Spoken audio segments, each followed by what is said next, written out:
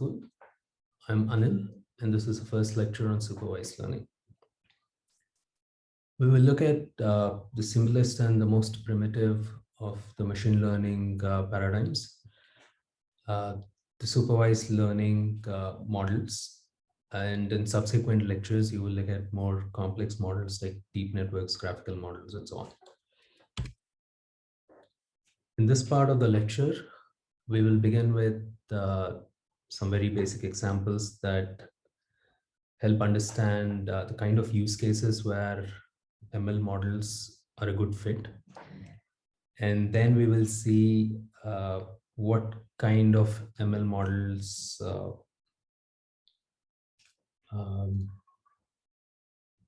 we can train with supervision, and the constituent or the basic parts like the loss function, the modeling function, and so on, that we will need to train the model.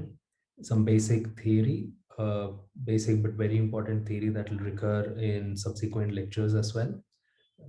It's very important to understand this because generalization is at the heart of all machine learning models. And then we'll look at the simplest of supervised learning models, the linear models, simplest but some of the most used models, and how we can train these models by using optimization algorithms. Let's look at a very simple example of address deliverability. Let's say we are given an address and we want to identify if the given address text is good enough to deliver to that place. And as you can see in the records on the slide, if you're just given a broad locality, it's very hard to deliver to that place. And the ML model assigns it a very low score, the address deliverability score, ADS, which you see in the second column. As you improve the address by adding more details, like the building name, the road, the street where this building is, the floor, the building that it has to be delivered to, a landmark, the score keeps improving. And this helped reduce the number of address not found problems at the time of delivery by almost 50%, significantly saving logistic costs. A similar application on product packaging. We do not want to use packaging that is too big and wasteful for a product. On the other hand, we don't want to use inappropriate packaging and cause damage leading to losses. So we want to use the right packaging that balances both products safe delivery and reduces the cost. We should in fact take into account, apart from cost, aspects like, is it fragile? Is it an electronics good? Is it food? The kind of the various features of the product before deciding on whether a packaging is appropriate. And rather than making decisions manually, moving to an automated system has significantly reduced damage costs and saved operational expenditure. Farm produce grading is a similar problem and is a very well-known problem. We want to quickly grade vegetables and fruits so that we identify the bad ones and remove them to ensure only the good ones are delivered to the customers. And moving from manual to automated has significantly reduced grading costs. Design insights. The Amazon product pages typically contain a lot of information, and it is sometimes the information that the customers are looking for. Uh, they'll have to browse the detailed pages and maybe even read the reviews if they want to understand what customers who have used these products think of them. And mining and extracting these attributes and other qualities of the products from unstructured raw text and making it readily available and available in the form of a question answer format is very important for customer experience. And this is again a good fit for machine learning models and systems. Broadly speaking, what are the models that what are the use cases where we would want to deploy a machine learning model? So if something is deterministic, we could simply write the logic, code the logic down. But when we have a problem that is not deterministic, like handwriting recognition, we would rather have a model that takes into account the randomness. Not everybody writes the number 2 in the same way, and yet we can recognize it, and we would want machines to do exactly the same thing. And this randomness, not completely arbitrary, but certain amount of randomness that can be learned from data, is a very good use case for machine learning systems. Similarly, those that we want to scale, if we have large amounts of data arriving at high velocity, like let's say there are lots of transactions, and we want to identify and detect any fraud transactions from among them. Similarly, when there are a lot of search queries arriving and we want to ensure we present the right set of results that relate to the intent of the user. These are good applications that fit into the machine learning paradigm. And finally, those where we want the algorithms to personalize depending on users' past history of purchase or past history of viewing content. We want to personalize and recommend those that they're going to like. These are some very good applications where machine learning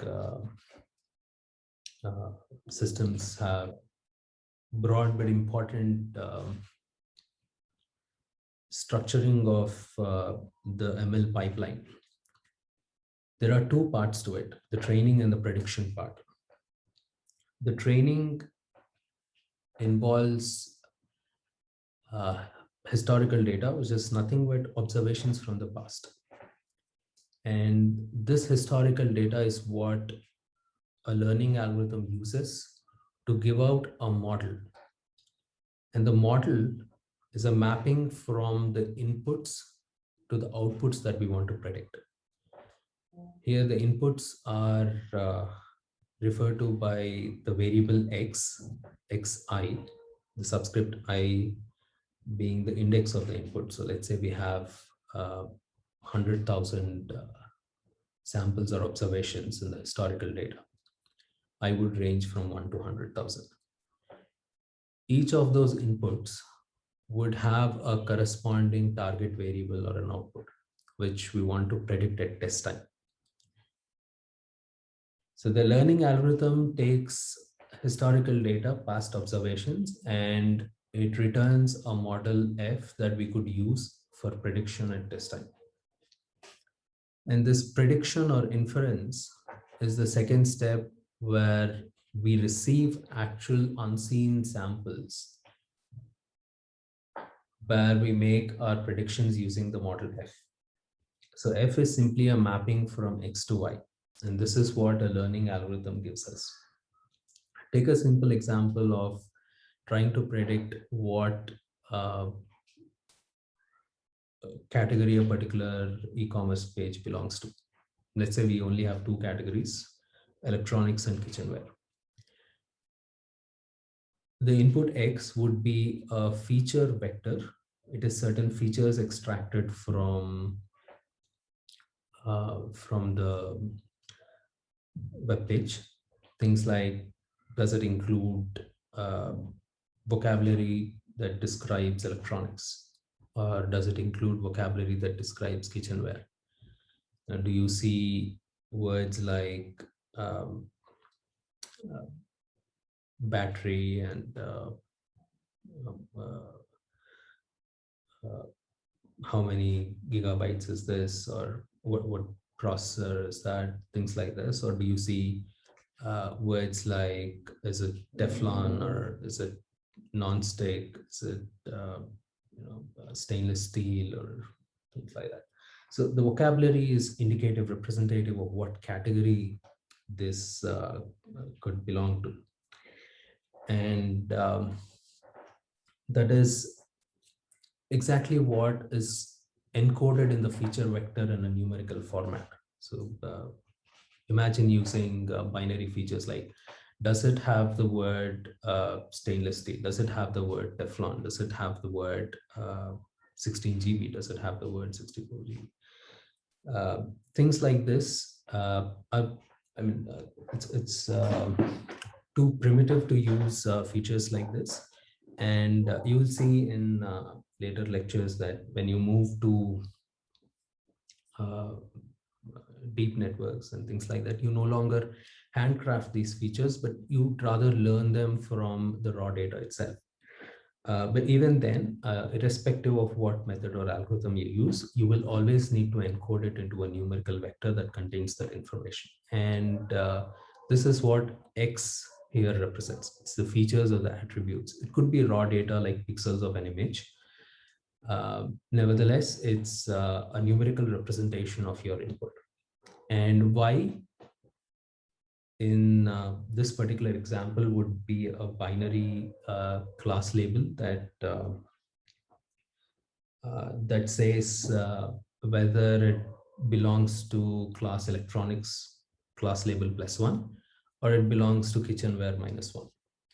You could have other kinds of Y, like numerical Y. If you are predicting the temperature or predicting uh, values on the stock market, you would have numerical values. And uh, you know, or if you're predicting from among a lot of classes, it would be a multi-class problem and not just two classes. The classes could range from 1 to, let's say, 100, if there are 100 different product categories and you're classifying into them. So depending on whether it is uh,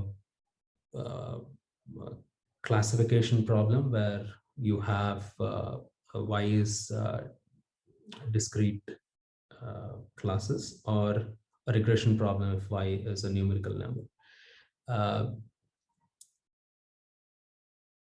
So this broadly, the split into training and prediction is something very important uh, for us to note, especially because it is performance on the, the test sample at prediction time that is most important to us. And this performance on the test sample is what is called generalization. And we will come back to this in a few slides. But we do not have access to this test sample at prediction time. We will, however, have to train on the training sample or the historical data, but tweak the learning and tweak the learning process so that we get the best possible performance and expectation on the test sample. And we will revisit this in a few slides. But I just want you to note here that the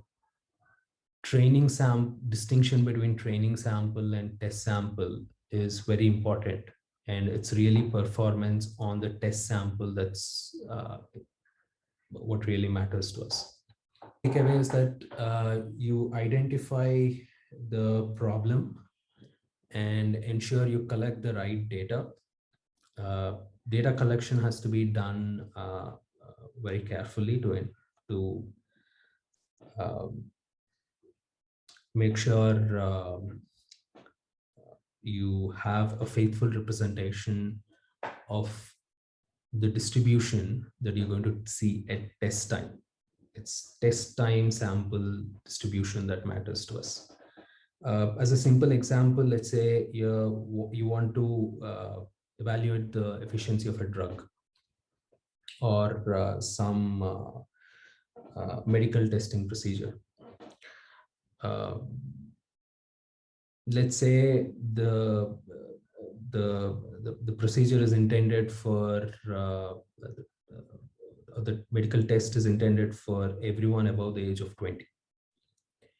But when you want to test uh, this experiment with this and estimate its efficiency in your experiments, let's say you go offer university students some vouchers in return of volunteering for the test. Uh, your training data is just going to contain a sample of students from universities who belong to a certain age group or an age band. And this is not representative of the real world sample it's going to see when you deploy that in, let's say, a hospital. This is a clear case of your training sample being very different from what you're going to see at test. And you should ensure that such things don't happen when you collect your data. And then you extract your features.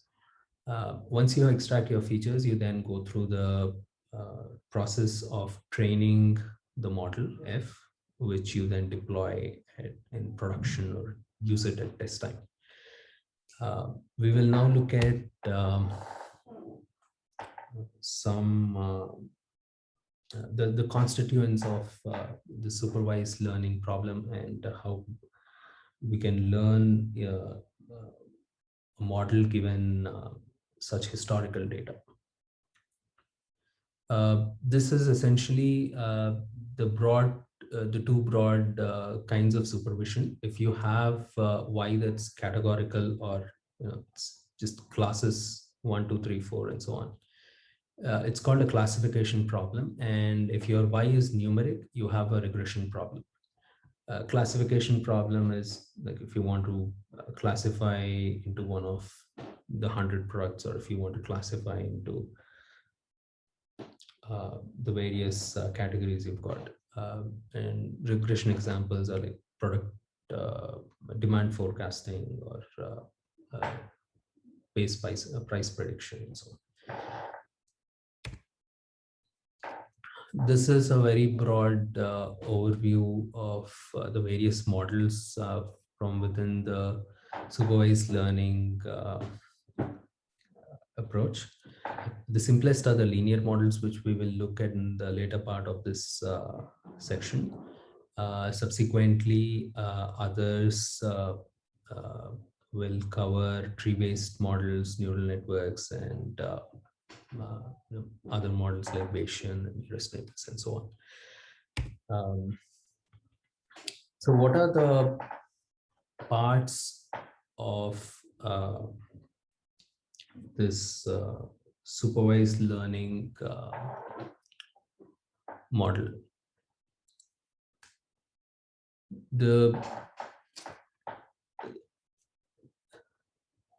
most important thing that determines the relation between the inputs X and Y is the mapping. Let's call that a function F, and F of X is a prediction of the prediction that you're making of that particular input, of which the true value is Y. So f of x is an estimate that you are making of y. The true value, for example, could be in a regression, let's say it's 33. F could be a very good model and it's making a very close prediction of 33.2, or it could be a very bad model and it's making a very far off prediction like 47. So f of x is an estimate of the true value y. Now, how do you determine if a particular f is a good model f or is it a bad model f? Because we eventually want a very good mapping that will tell us uh, whether it is usable, it's useful for us to make predictions or not. So we use what is called a loss function, which will tell us how good or bad a particular f is.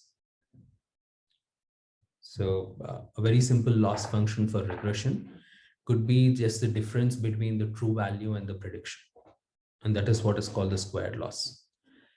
However, if you have a classification problem, the squared loss wouldn't work as well. So we have other losses. A simple classification loss is just a counting loss. Let's say you have 100 data points in your data set or training data D. And every time the model F makes a mistake on a sample, the loss simply adds a value 1. And if the model F gets it right, it does not add any penalty. It simply adds 0. That's a simple counting loss. It's a 0-1 misclassification loss. However, this particular misclassification loss, which is in fact a very good loss in terms of a lot of uh, properties, and that is what we would want to ideally optimize. It is not numerically amenable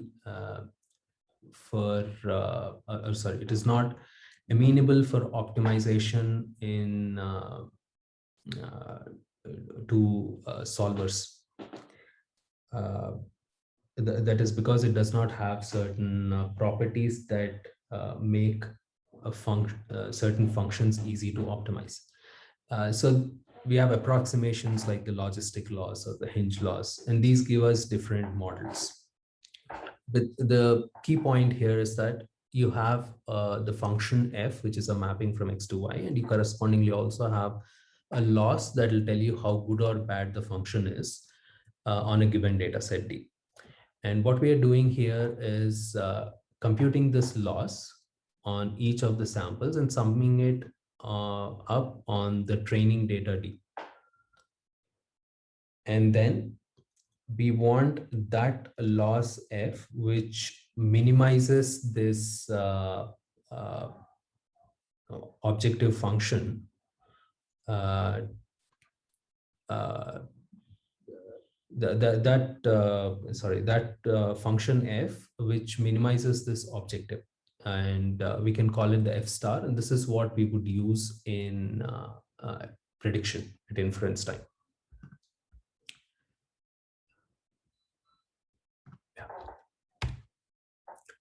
Let's take a very simple example of a linear model.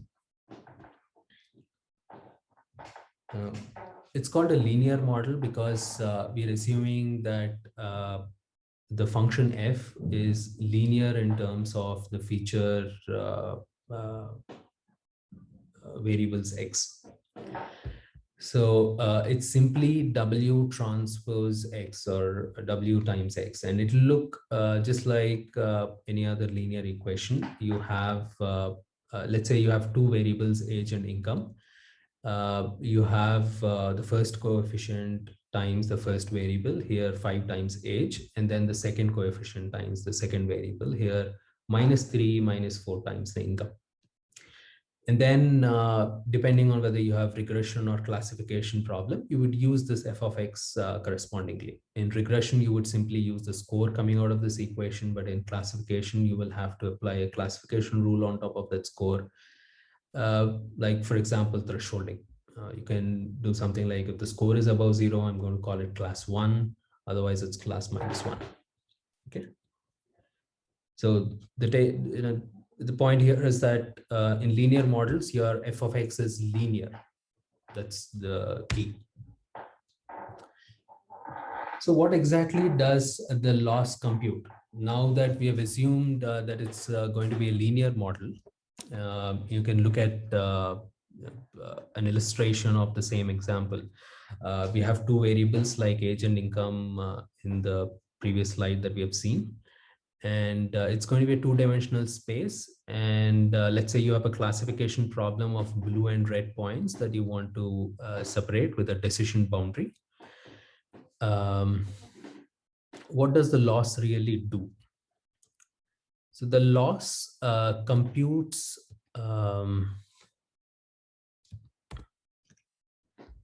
something like this.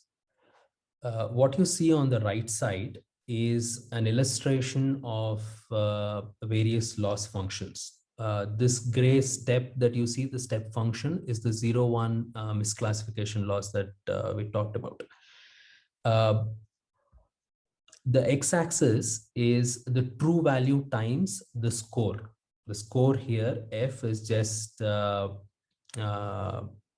since it's a classification problem, it's the sign of W transpose X. Okay, it's the sign of the score or the sign of the model prediction f of X, and Y is the true value. Now, let's say this solid red line is the decision boundary. Take the example of this red point. This lies below the red line, and it is correctly categorized. Below the red line are all the red points. Below the decision boundary are all the red points. Y, for example, let's say for all these points that lie here, Y is -1. The corresponding f of x is also -1 here. When you take the sign of f of x, and when you take the product of these two, you get a positive number, and that is that's going to lie on the right side. So it's a good prediction. The model has predicted this correctly. And the same is true about this blue point, the plus above the red line. If below the red line, below the decision boundary, the prediction is negative, above it, it's going to be positive. And since we have assumed that the negatives have a true value, true class label of -1, the positives have a true class label of +1. So the prediction is positive, the true label is positive, the product is positive, it lies to the right side of 0. And all those points, both these points are correctly classified. And as per this loss function, they're paying a loss of 0, penalty of 0.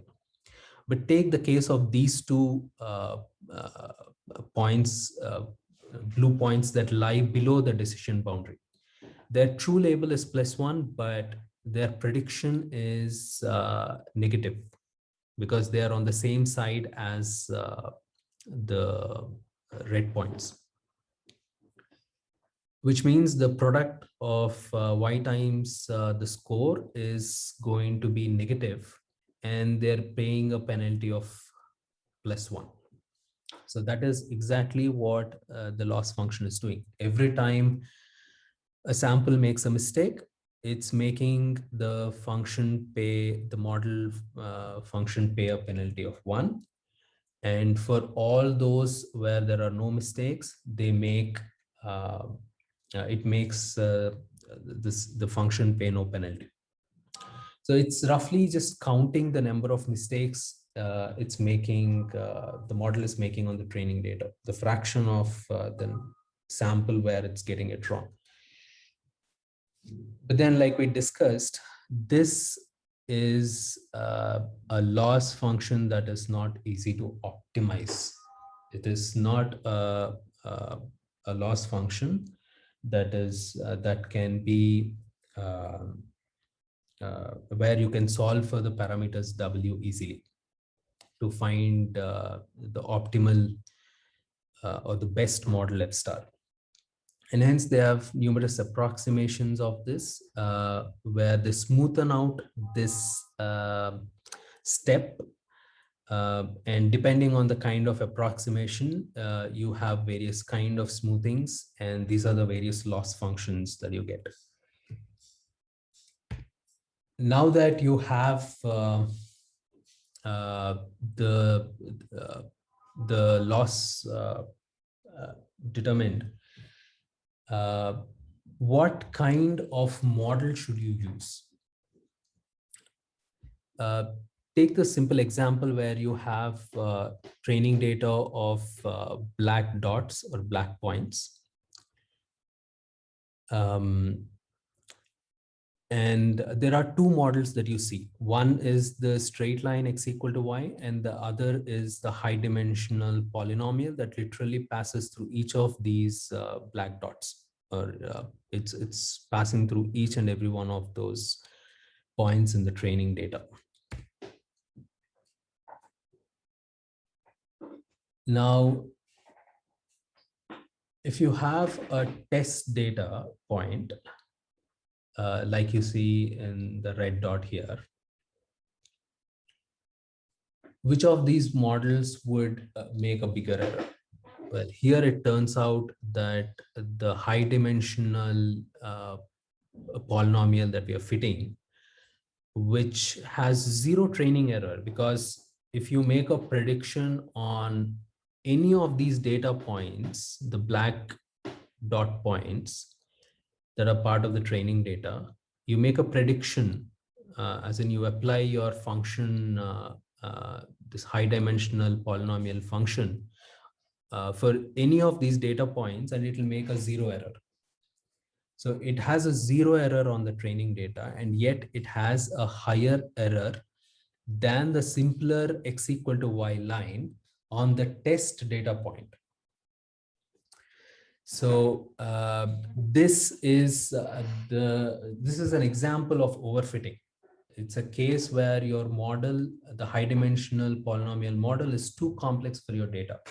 What's happening is that it's not just fitting to the pattern in your data, but it is also fitting to the noise that's coming with it.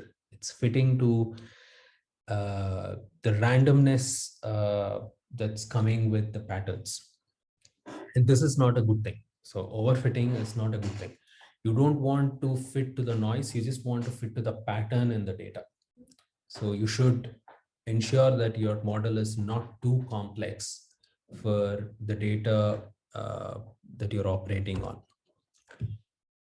Now, what happens if you have the opposite case where your data is a high dimensional, in this case, uh,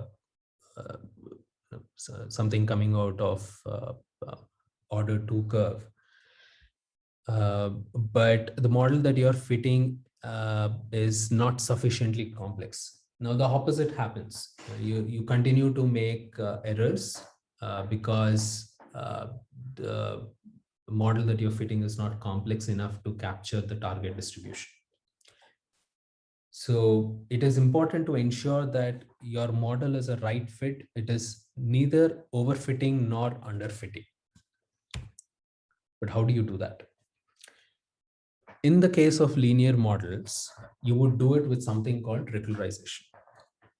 And what regularization really does is it adds a penalty on the complexity of the model that you're fitting.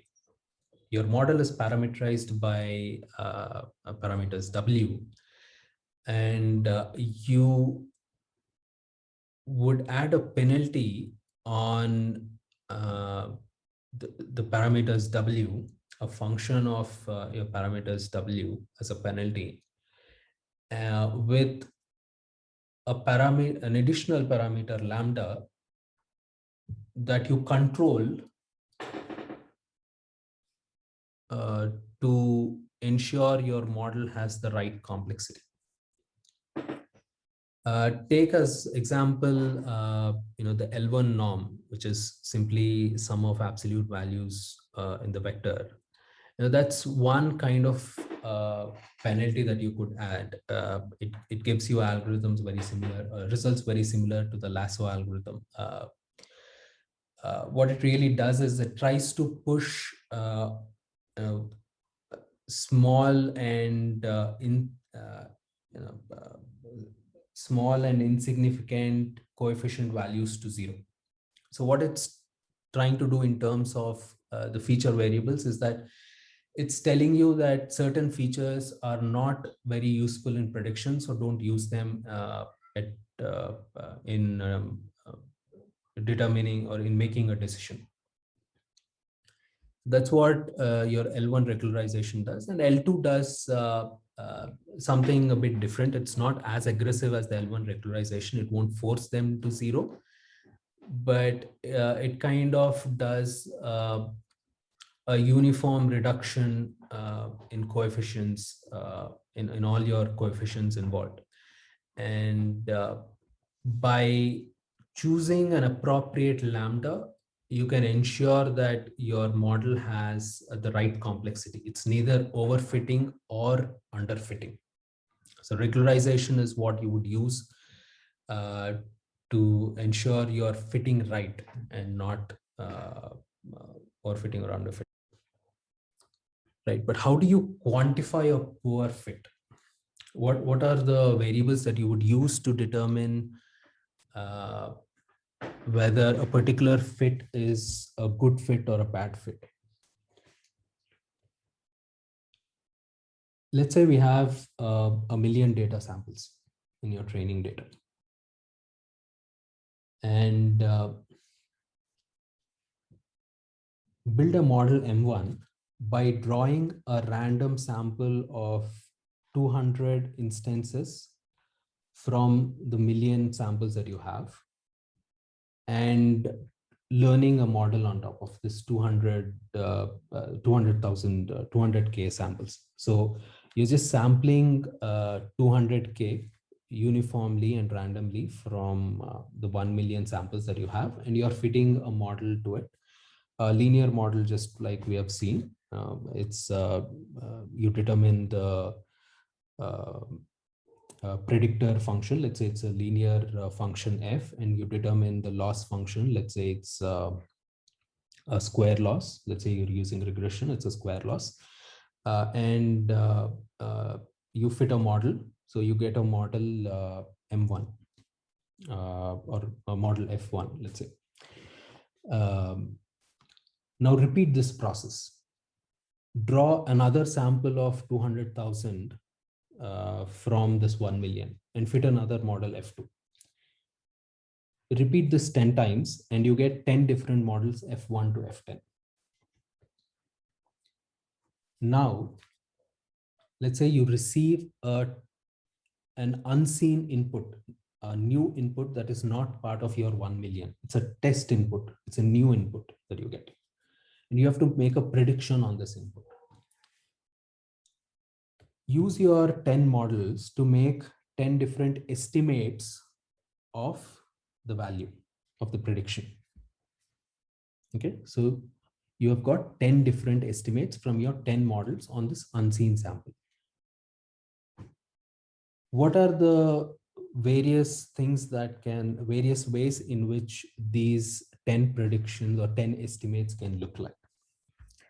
The best case is you have these 10 estimates very neatly and tightly clustered together, and they are very close to the ground truth, which is the true value that you're trying to estimate. These concentric circles that you see, they are the distance from ground truth. At the center of these circles is the truth, and these crosses that you see are the estimates from your 10 different models. And what you see at the left bottom is the best case scenario.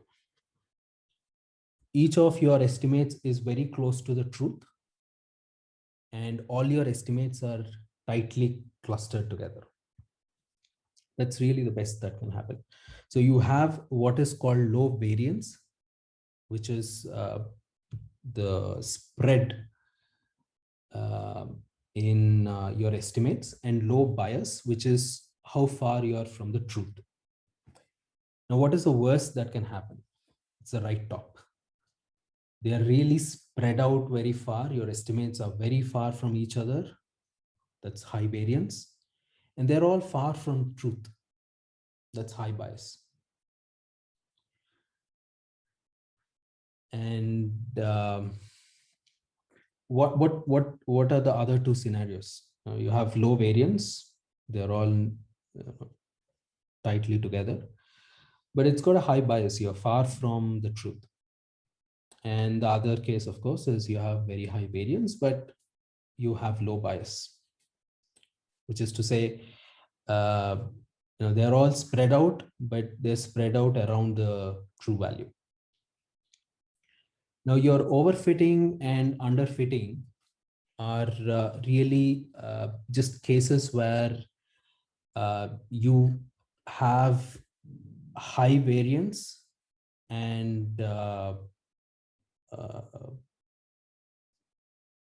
high bias. So overfitting is where you have very high variance because like you've seen in the high polynomial that we have fit to uh, uh, linear data drawn with some random noise added to a linear function. You're fitting even to the noise, and hence you cause high variance there. On the other hand, underfitting is where you fit a model with complexity lower than necessary. So it always has a problem of very high bias. So these are the two important statistical components that you would use to determine whether your fit is good or bad. While these are the statistical quantities that you would use, you cannot always compute these in practice. So how would you determine in practice if a particular fit is a good fit or a bad fit? And this is how you would really do it. Given any data set, you would split it into training sample and test sample. And these are distant samples. So none of the records or instances from your test sample would appear in your training sample. They are distinct samples.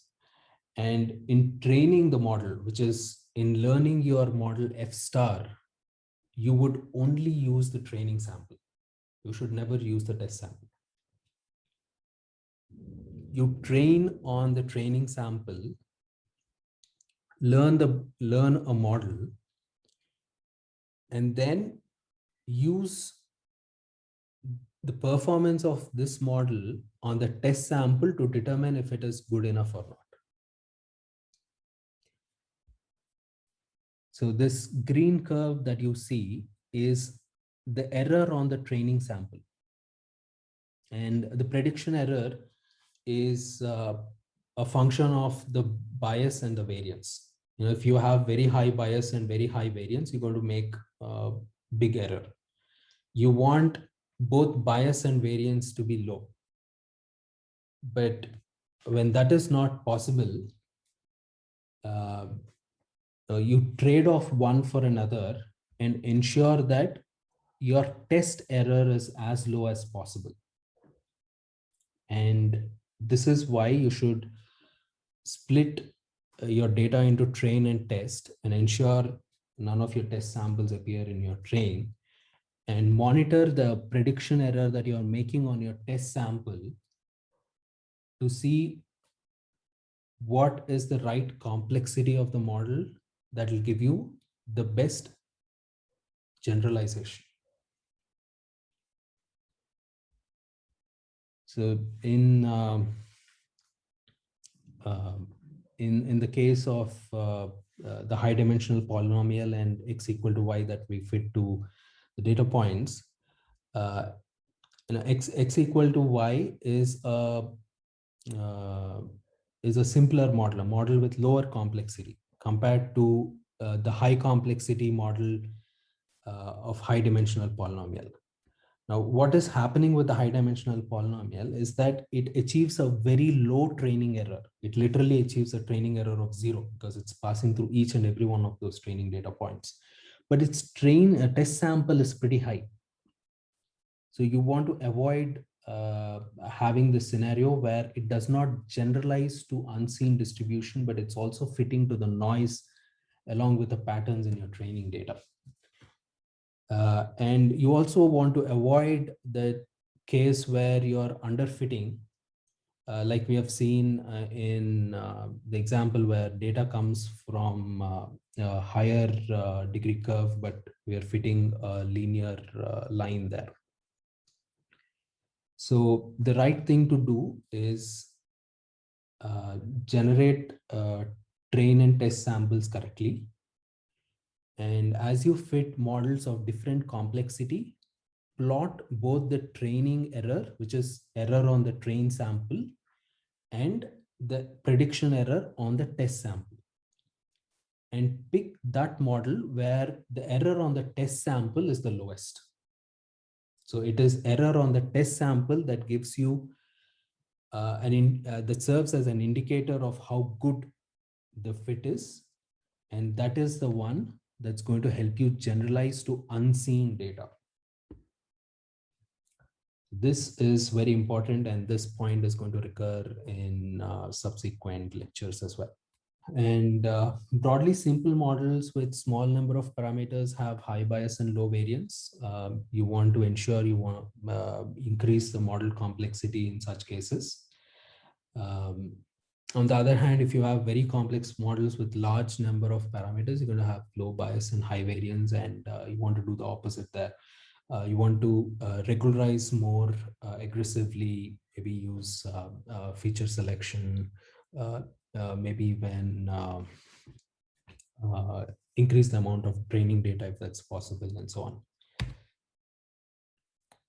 Right. So the broad takeaways here is that you choose the suitable predictor and loss function, the constituents of the learning algorithm, and make sure you evaluate the model fit to ensure generalization. And you do that by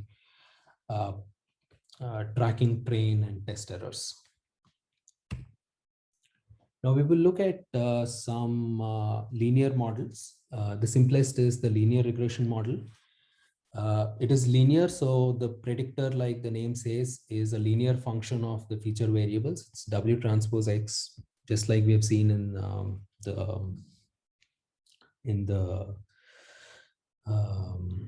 age income example. The loss is a squared loss, the true value minus predicted value squared. And this is what we would sum over all the data points in the training data and minimize. How would we solve for it? In this particular case, it's a convex function, which means the objective function, this whole function that's inside the parenthesis is the objective function. It's called it's a convex function in this case, which means that if you can find the global, if you can find any minimizer of this function, it is going to be the global minimum. Or to put it another way, if you can find a point in the parameter space where the derivative of the function is 0, that is sufficient to say it's going to be the global minima of this function. No, there are no such things as saddle points and stuff for convex functions. And for linear regression, you can compute the derivative, set it to 0, and solve it analytically, and you will get this. This is something when compute in closed form. Not always, because You'll have computational issues because of this inversion, particularly if you have very high dimensional feature spaces. But in theory, this is the solution. What if you have to add some regularization? So this is L2 regularization, the Euclidean norm on the parameters. You can continue to use the same solution, but with a small modification.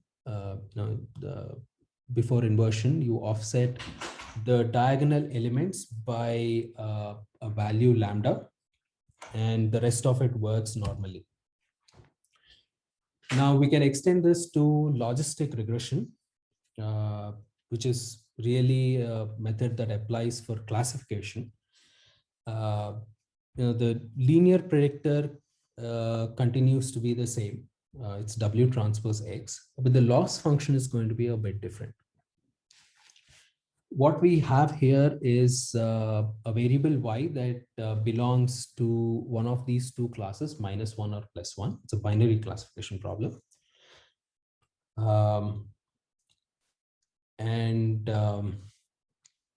are going to compute the probability that the sample xi belongs to the class yi. So we need a function that will give us the probability that the sample xi belongs to the class yi. And this is where we use the sigmoid function, which is nothing but 1/1 plus e power true value times the predicted score f of x. Now that we have the probability of the sample xi taking the belonging to the class yi, we can compute what is called the likelihood of the data, which is nothing but the product of the probabilities over all the samples in the data set. While in theory, computing the product over all the probabilities is fine. In practice, it's going to cause a lot of numerical underflow issues. So rather than taking the product of probabilities, we take sum over log of probabilities. It's the same thing. It's just that we're taking a logarithm. Now we take sum over log of probabilities over the data set. And this is what is called the conditional log likelihood. It's conditional because we're taking probability of class label given the instance. This is what we want to maximize because it's probability that this data sample would have occurred given that my model's parameters are W. And that is what we want to maximize because that is the sample that we have observed. To fit it into our argmin loss framework, we just negate this, and then it becomes a loss function like we have seen so far. And then the rest of it works. I mean, it fits into the familiar equation. We minimize and find the best set of parameters. Minimize this negative of log probabilities over the full data set. And we can also add a regularization as necessary to find the right fit. If we were to find the right W star, then at inference time, we would take this probability of the test sample. And if it is above 0.5, it belongs to class 1, otherwise it belongs to -1. However, unlike linear regression, we cannot solve this analytically. We can compute the derivative, but setting it to 0, the equation is not something we can, it's analytically intractable. That's not something we can do like in the linear regression case. So how can we solve for the optimal parameters or the optimal model when it is not analytically tractable. Let's squash the whole uh, term inside the parenthesis into an objective function j. It's a function of the data and the parameters, but the optimization happens only on the parameters w, right? Uh, the trick that they use here is they start with some estimate of the parameter w0 and then move in a direction where the value of the objective function j goes down. And how do they find this direction? They compute the gradient at w0 and move in the opposite direction. So the gradient is the direction along which the value of the function goes up. So we just move in the direction opposite to the gradient for the value of the function to go down. So this is the trick that is iteratively used until some termination condition is met. So the equation looks like this. Uh, wk plus 1 is nothing but wk minus del j. This nabla j is nothing but the gradient computed at wk. This eta here is the learning rate, because we don't want to overshoot and go past the minimum. And the termination condition is if the gradients are too small, we know that we are very close to the minimum, or the consecutive steps are very close. We know that we are either too close to the minimum, or it requires tweaking the learning rate, because even if the learning rate is very small, the consecutive steps could get very small. So it's important to use a suitable learning rate scheduler for good convergence. While this is what gradient descent is, and it's the workhouse over which a lot of algorithms run. If you have a very large data set, your training data is really large, it has, let's say, hundreds of millions of samples, this function can be very expensive to compute. So what they have done is, rather than compute this full gradient, they said, can I get an estimate of the gradient? Because all I need is one suitable direction in which to move. And if all we need is an estimate, rather than take all the data set, why not plug in just one sample? And that is exactly what stochastic gradient descent does. It replaces the data by just one sample. And then the rest of the equation is the same. But the problem with this is that there is too much variance. So the right thing to do is something in between, not the full data set, not just one sample. Use a small batch of samples. The larger the batch, the better is the estimate. Then after a point, if the batch is too big, it's going to be very expensive to compute. So there has to be a balance on the number of samples B that we use in the batch. So the equation update equation is essentially just the same. It's about how many samples we are using here to compute that estimate of the gradient. There are then, of course, specific implementations of this that you will see, like RMS prop, Adam, Adagrad, and so on, with their details. You'll see them in later lectures. The broad summary connecting this to what we have seen in a very early slide is this. The training procedure requires collecting appropriate observations from which the learning algorithm is going to learn the mapping from inputs to outputs F, which is what we will use at inference time.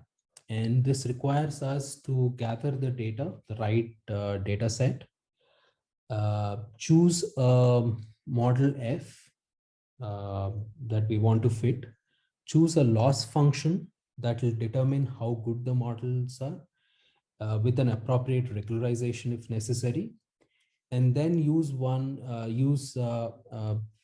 iterative solver uh, on this objective function, which is a function of the training data sample and the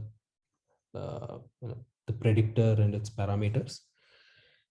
And then we get the optimal parameters.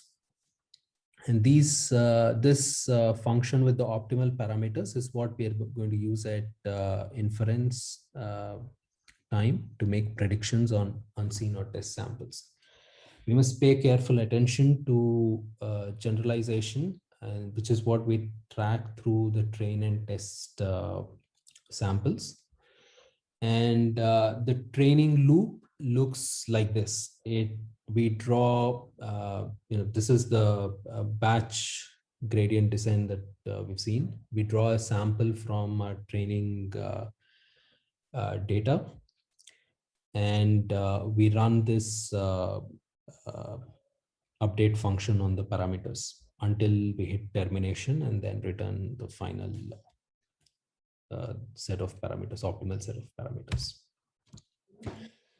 So that the summary is we find suitable loss and predictor, and an appropriate optimizer, and solve for the optimal parameters, paying careful attention to generalization, and use the final model for inference. Thank you so much. If you have any questions, please note them down for the Q&A session, and we can discuss them there. Thank you so much. Bye. Okay, hi everyone. This is Abhishek. I'm an applied scientist here at the International Machine Learning Department. I am going to be taking the next module on tree-based models, within which we'll be talking about the decision tree and also ensembles of trees, bagging models and boosting models. That'll include like the random forest, various things such as ARA boost and gradient boosting. So let's go back to this 360-degree view. You can see that these are the topics we'll be covering in the supervised learning module. So let's just jump right into it. So decision trees. So what is a decision? That is derived from the training data. So we'll see an illustration right over here. So suppose this is my training data. I have, and this is taken from the very famous Kaggle Titanic dataset. You can see over here I have 10 rows, and I have various features for each row. I have the P class, which is the ticket class. So this person was in third class, this person was in the first class seat, so on and so forth. The gender of the passenger, the age of the passenger, the fare, how much they paid for the ticket.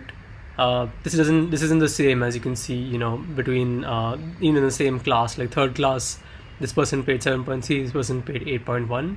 It might be depending on how soon before the ship left that it was actually that they had to pay more. And this is my target variable. So all of these are my features, and this one is my target, whether the passenger survived or not. So we're trying to use all of these features to predict my target, right? And we're going to be building a bunch of rules, a collection. You can imagine a very big if-else statement, which is called a decision tree. And here it is on the right. So imagine this is the tree we've already finished building. So what is happening over here? It's saying that, okay, I want to now predict if somebody has survived or not. I want to predict a 0-1 label, or over here, green means they've survived and red means I'll predict they've not survived. And how will I do it? So first, given a new example, suppose somebody comes in who has same characteristics as this ID number 2 person. So it'll first look at the gender. It'll see, okay, this person was a male or not a male, right? Male or female. So if it is male, then it'll see, is the person's ticket class, the passenger class, is it less than 2.5? Meaning that, is it basically 1 or 2? And if so, if it is yes, then it will predict it has survived. And if it is no, then if it is a passenger class C, you say the person has not survived.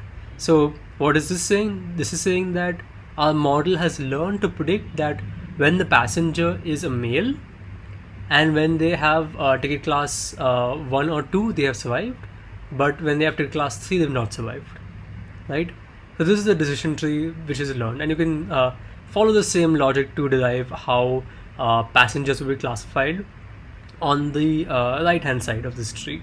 Right? Over here it's basically saying only women who have passenger class 1, only they have survived. The others, it's saying that neither of them have actually survived, because both of them are being marked as red over here.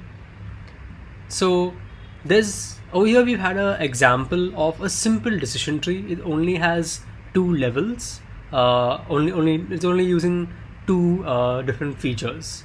Right at the top, it uses the gender feature, and you'll have to notice that after it's made a decision based on gender, it can't make another decision based on gender.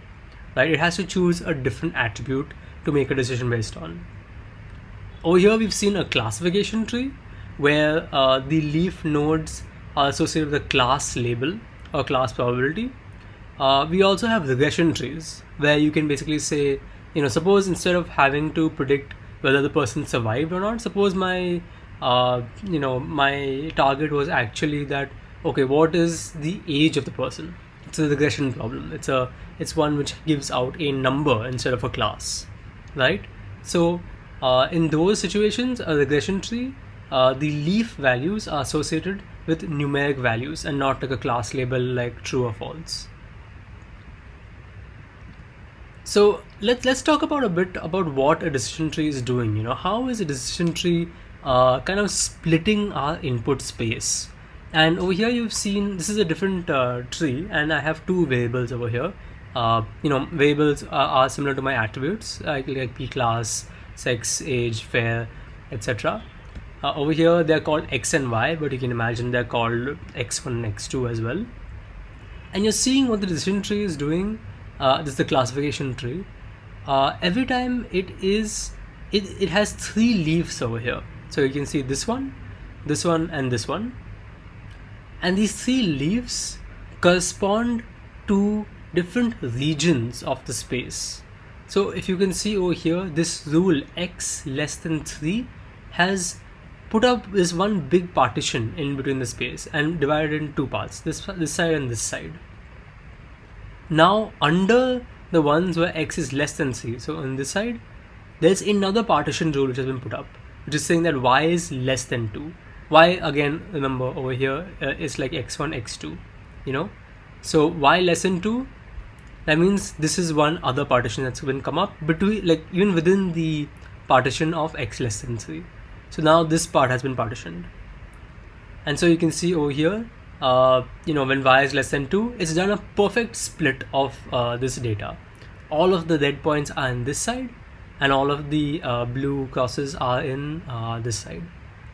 And this is exactly what we want. We want this kind of really perfect splitting, because it means that the remaining, the area in which is there post splitting, it's very pure. It has a very high, it's not mixed. If you can see on the side of x greater than 3, 5 instances are red, 7 instances are blue. It's mixed, it's not a very clean split. You can probably say that, okay, if I had used the y and done like a y greater than 2.5, another rule over here, it would have made an even better split, and that's right. So, but over here we've not done that. There's no real reason for it. It's just that this is how the tree was built. So now we are able to get these 3 big regions over here. This one, and this one. And they correspond to our 3 leaves. And this is what a decision tree really does. It takes your data, it takes the points as they are, and it splits them into multiple different regions according to the rules which have been set up. And though each of those regions makes a single prediction. So over here, it's going to make the prediction that whenever you find a new example, we find it comes between 0 to 3 on the x axis and 0 to 2 on the y axis. If it comes in this region, you're always going to predict that it is a blue x. If it comes into between 0 to 3 and 2 to 5 or 2 or basically above 2, any number above 2, then we're always going to predict that it's a red dot, right? What about this region? Over here it's a bit mixed because we don't have a very clear split, but we see that in this node over here in this leaf, 7 of them are in the blue X and 5 of them are in the red dot. And so we are going to predict the majority class over here. We're going to predict that it's anything falling into this region, any new example, they're going to predict that it is a blue X because that is the majority vote of this region.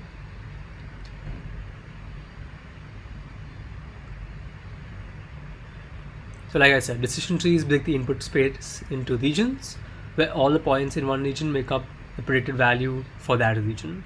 And in regression trees, this is a classification tree. If we have a regression tree, we take the average values of all the points falling into this. So over there we wouldn't have this sort of dots and x's. We would just have a numeric value associated with each data point, and we would take the average value and predict that as the output for any new data point which is falling in that particular region. So we'll take like the average of all of these for this region number 1, the average of all of these if it falls into region number 2, the average of all of these if it falls into region number 3.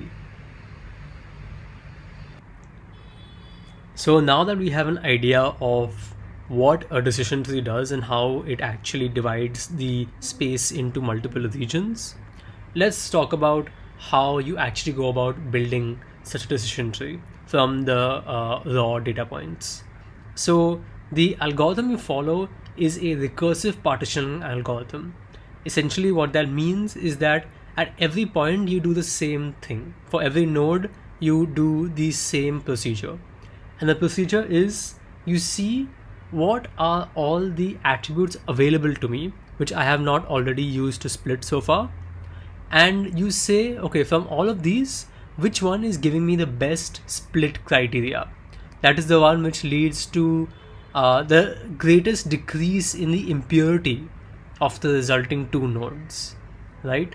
So let's say that the attribute which gives the best split criteria is x1, and the best split criteria, that is the value of that attribute, is s1. So what we do is, once we've selected this best split criteria from all of the criteria available, we push all the training examples into the left nodes or right nodes based on their value of this attribute. If all the training, if a particular training example, the value of the attribute x1 is less than the value of s1, then it goes to the left, otherwise it goes into the right node, right? Then, so now what we've done is we've taken our population and we have split it into two parts. Then for each of those parts, we do the same thing with the remaining attributes. And that way we continuously and recursively build our tree. So it's a greedy divide and conquer algorithm. So let's look at what are the different kinds of split criteria you might have. So let's say for this data set over here, we want to split based on the, we want to build the very first node for this decision tree on this data set, right? So we have a variety of split criteria available to us. We can have gender as one split criteria, can be male or female. So x1 will be gender, s can be male or female. We can also use age as a criteria. For example, it might be that all of the ages between 1 and 80 could be valid split criteria, and as you can see over here, it'll give us two nodes. It'll give us all of those the population where the age is less than that value and the one where the age is greater than that value, right? We can also have the ticket. We can say, okay, the ticket is either 1 or it's not 1, so it's 2 or 3, right? This will be like the way we are splitting it. So now out of these, and each of these are different split criteria. Each of these, orange and green boxes, each of these pairs is a new different split criteria. So we want to choose the best one. We want to choose the one with the greatest, which leads to the greatest decrease in the impurity of the resulting nodes, right? So let's look at an example of this first before we talk about what are the criteria for measuring impurity of nodes. So we've taken over here two different examples. One is we are splitting on this age criteria. So we're using age of less than 20 as the splitting criteria, and one we're using the gender, male or female. So this is our initial data set of all the different examples. As you can see, there's over 600 and almost over 700 of them. And now based on age, we're splitting it into two parts over here, and over here based on gender, we're splitting it into two parts. Now which one of these two splits is better? That is determined by measuring the node impurity. And over here we've used the sorry. Over here we've used the Gini impurity criteria, and you can see we'll explain what is Gini impurity in the next slide. But over here you can see that the Gini impurity of this node, where age is less than 20, is 0.49. The one of this node, which is age greater than 20, is 0.47. And the weighted average of these, where you take the weights as being, what is the fraction of the total falling into this. So it's basically, 72 plus 85 divided by the total of this, right? That is the weight. You multiply that by the Gini impurity value of this node. You take the fraction over here, which is 339 plus 211 divided by the sum of this. You multiply that by the fraction, the Gini value over here, and the sum of those two fractions gives you the weighted average. So you calculate the weighted average using this split criteria, and this is your Gini weighted average. This is your Gini impurity basically on using age less than 20 as your splitting criteria, right? And a similar thing you do over here using the sex as either male or female, right? So basically sex is equal to male is your splitting criteria. And very similar process, you calculate the Gini of this node, the Gini of this node, you take the weighted average, and you find that as 0.34 over here. And as we see over here, 0.34 is less than 0.49. So then this is actually a better split. So that's how we look at all the different splitting criteria. We get what is the weighted Gini impurity of each of them, and we choose the one with the lowest Gini impurity value. And that becomes our best split criteria. So now let's talk a little bit about what is your Gini impurity value. What is this idea of Gini impurity?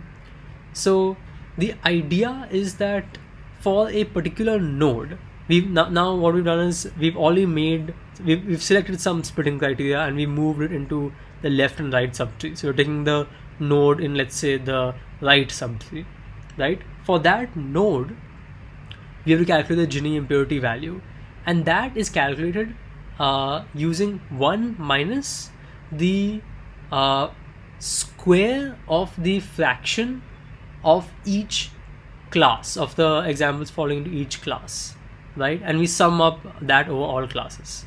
So to go back to this example over here, we can see in this tree the fraction of examples falling into class number 0 is 64 divided by 64 plus 195, right? So we take that and we square it, and then we also take the fraction of examples falling into class number 1, which is 195 divided by 64 plus 195. We square that, right? And we do 1 minus both of those squared terms, and we get our Gini impurity value. That becomes the impurity value for the node. And as you can see, the Gini impurity value, it's a interesting thing. It takes values between 0 and m minus 1 divided by m, where m over here is the total number of classes. We've done in our example with 2 classes, you can have multiple classes. The maximum value is, the maximum impurity is when your node is exactly divided half-half, in a binary case. So if right now over here you see the division is not equal, label 1 has many more, so we're tending to lean towards label 1, so the Gini impurity is maximum when this is exactly equal. If both of them were 100 or something like that, then the Gini impurity would take the maximum value of 0.5 in the binary case. And remember that the high Gini impurity value is bad, we don't want it. The ideal case is, this splitting criteria is perfectly able to split a dataset in such a way that all of the examples in this have the same label, all of the examples in this have the opposite label. That is our ideal case. And in that case, the Gini impurity of both of these nodes would have been 0. So Gini is this criteria, and it's basically a criteria which is used to measure the impurity of each node. Another similar criteria which looks very similar in terms of the graph over here is entropy, which is a little bit more general, and it measures very sort of similar thing. It's just a way to determine what is the impurity of the node which you have.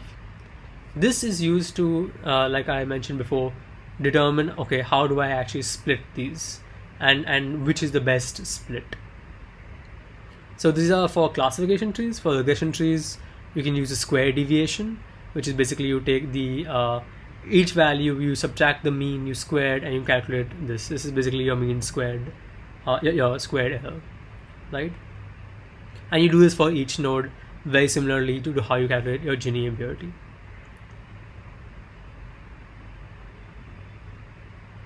So now that we've used this criteria, and as you can see, you can recursively start from the root, and you can keep on splitting it. You can split this further into other nodes. You can keep on splitting it. The question is, when do you actually stop? When should you stop, and at what depth should you stop, right? And the question is, should you even stop at all, right? The answer is that yes, you should actually stop, and a smaller tree is better. Basically, the deeper the tree is, the higher the chance that you have overfitting.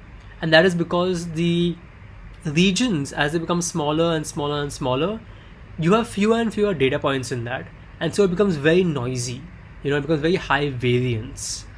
And as a result, what happens is that if you have only, like for example, in this node you have only 2 samples which are being used to determine whether it is a positive or negative class, that's not enough. Like the others have 100 samples or 70 samples. That's a lot better. But only 2 samples is just not enough. And so you tend to overfit to the data. Just those 2 points might be positive, and so you'll say it's positive. But in reality, it could be that it should be negative, right? So the way to overcome this overfitting issue is to use decision tree pruning, where essentially you say, okay, I've built this big tree, I'm going to take a step back and I'm going to cut off the nodes which are below some certain threshold of Gini impurity, for that splitting criteria. I'm going to remove a few of them, right? And then that just removes the non-critical subtrees. That is the one which have the least impurity reduction or information gain, and this leaves you with a smaller, simpler tree which is less prone to overfitting.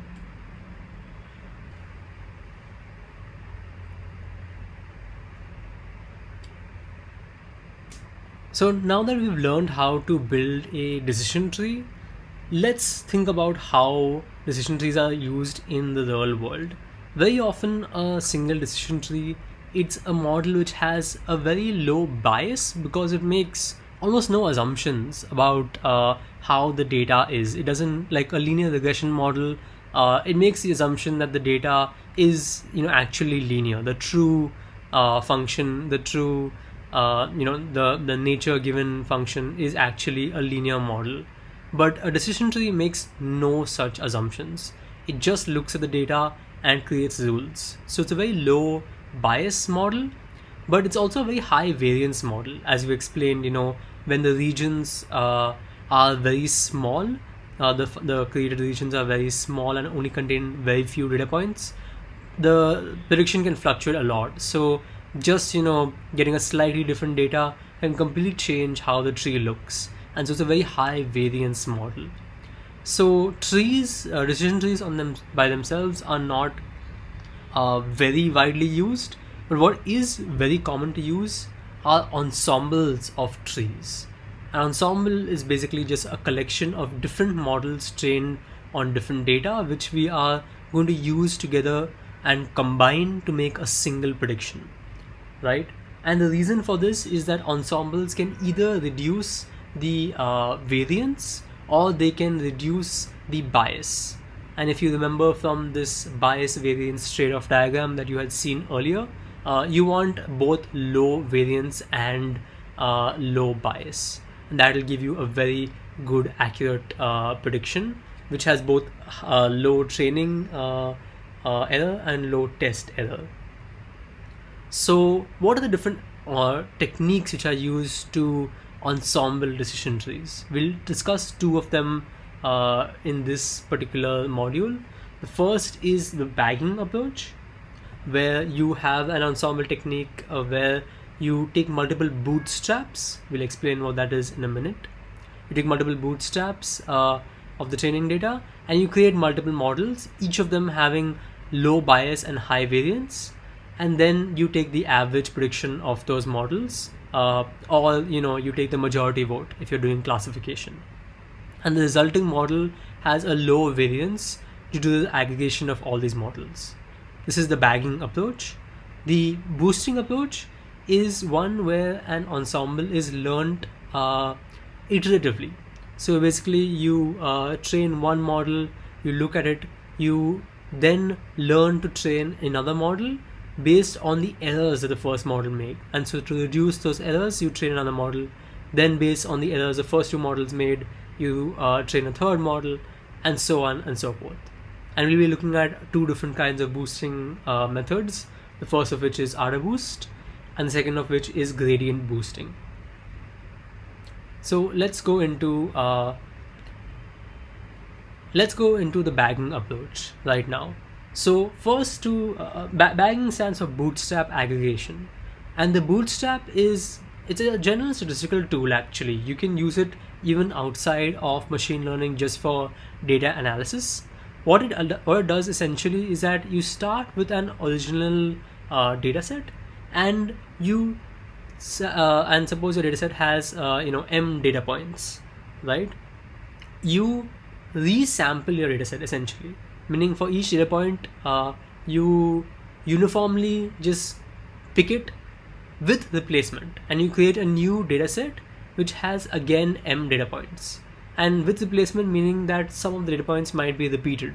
So if you see over here, right, this is our original data set z, and my z star 1 is my new data set, where I have these the first row and the third row are just repeats. They're picked from this row in the original, right? And even over here in my data set, I have the second row and the first row are repeats of this point number 2, right? So like this, each of these is called a bootstrap. So you create multiple bootstrap samples of your original data, right? This is the very first step in bagging. Then on each of these you train a model, and finally you just aggregate their results. You just take when you're making a prediction from the final model, you just take the input example, you pass it through all the models trained on each of these data sets, and then that becomes and then you average the predictions from all of those models, and that becomes your final prediction, right? That's for regression. In classification case, you take the majority vote from all the models trained, and that becomes your final prediction, right? Now, why is this something which actually works? What does this make, like, why is this used? And the reason is that the final model, which is the aggregation of all of these bagged models, it has lower variance, you know, than each of the individual models. And that's because you're averaging the outputs of multiple uncorrelated quantities. And that, can be proved is something which reduces variance, right? Now, this is very good for a decision tree because, as you've said, a decision tree is a model with low bias and high variance. And so we are actually going to get a model which is having low variance as well.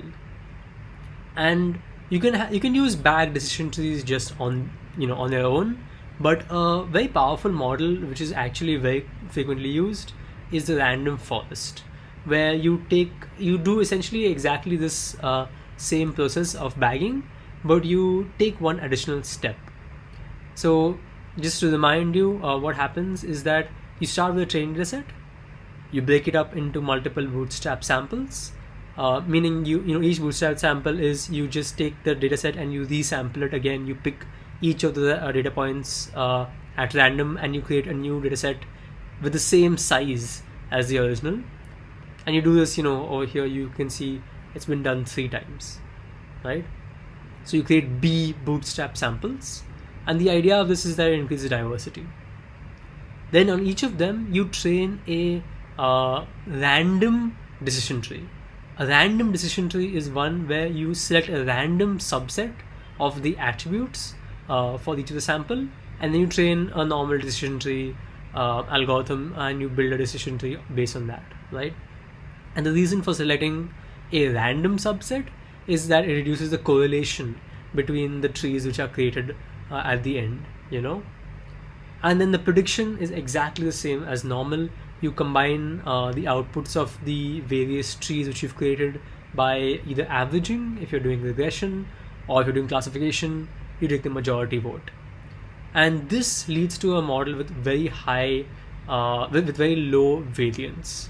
And you can keep on endlessly sort of doing this. You can keep on building trees.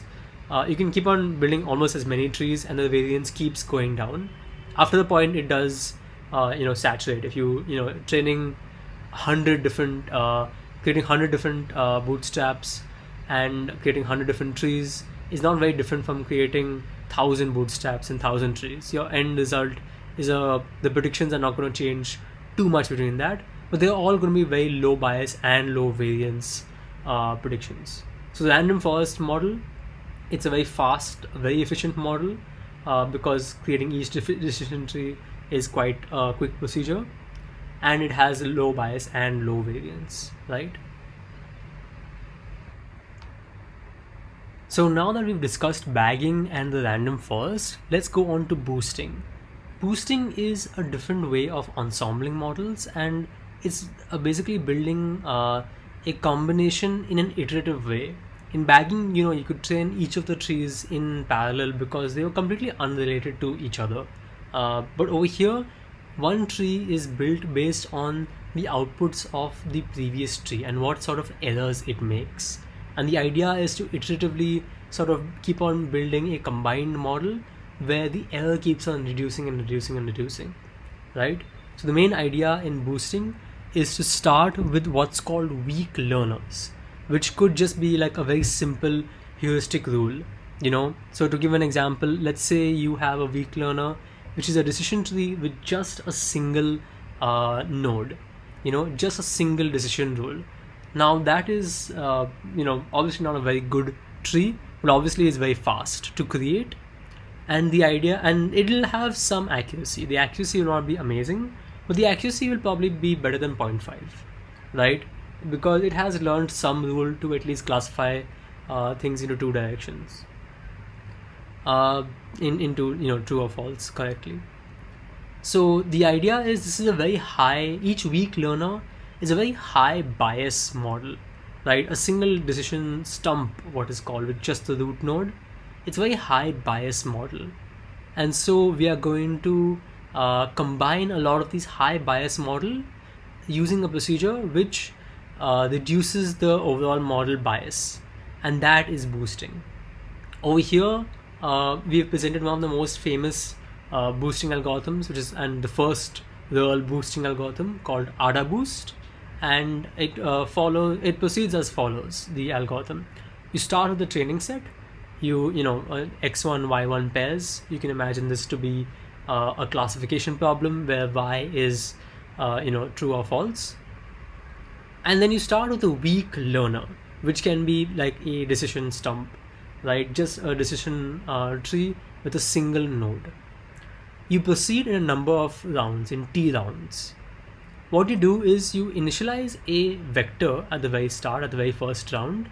You initialize a vector which is it's a probability vector, so it's going to have probability values first, all of them being 1 upon m, and there's m of these values, right? M here is your number of data points. So you have a vector where you have a equal probability at the start for each data point, and then in each iteration of ADA boost, you create a new weak learning model. From the weak learner, you create this model, and the procedure to create this model is over here. So basically what you do is you create a new version of the training data by resampling the data points in your original training data based on this probability vector d of t, right?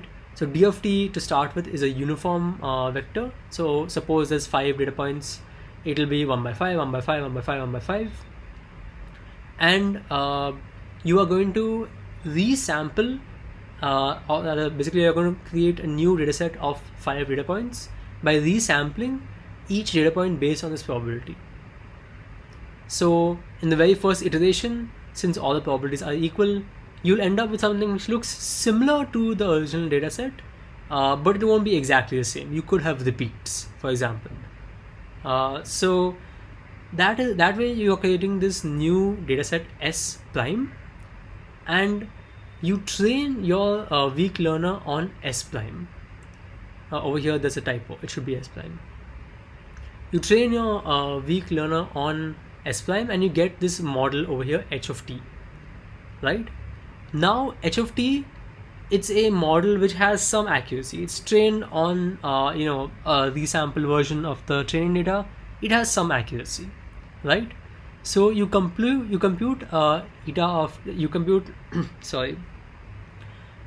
epsilon t, which is the weighted sum of all the errors made on the training data by this model. So it says what this does, this equation, what is essentially doing is essentially you're saying, okay, using the model I have just trained, I'm going to predict on all of my training samples again and get predictions htx of 1, htx of 2, etc, etc, right? Those are all of my predictions. I'm going to see where it does not match my ground truth, where it is different from my true label y, right? And all the ones where it is different from my true label y, I'm going to pick them, all of those examples, and I'm going to pick the associated weight, probability weight of those examples, and I'm going to sum it up, and that gives me this term ET. This is my error term. So now I've got this cumulative error term, and if my predictor is perfect, then this error term will be 0.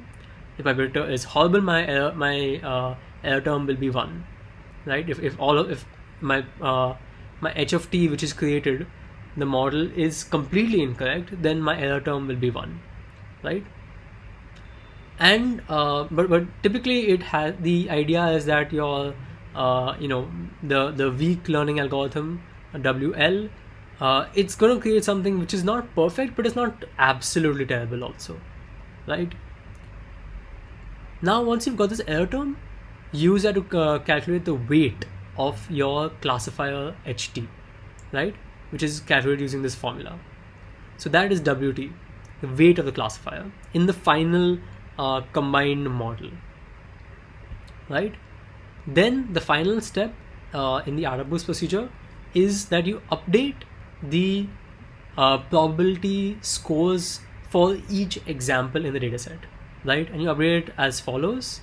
You take the exponential of the negative of this weight, you multiply it by the label, so this is like a 0 or 1 label, you take the prediction and you multiply that with the true label.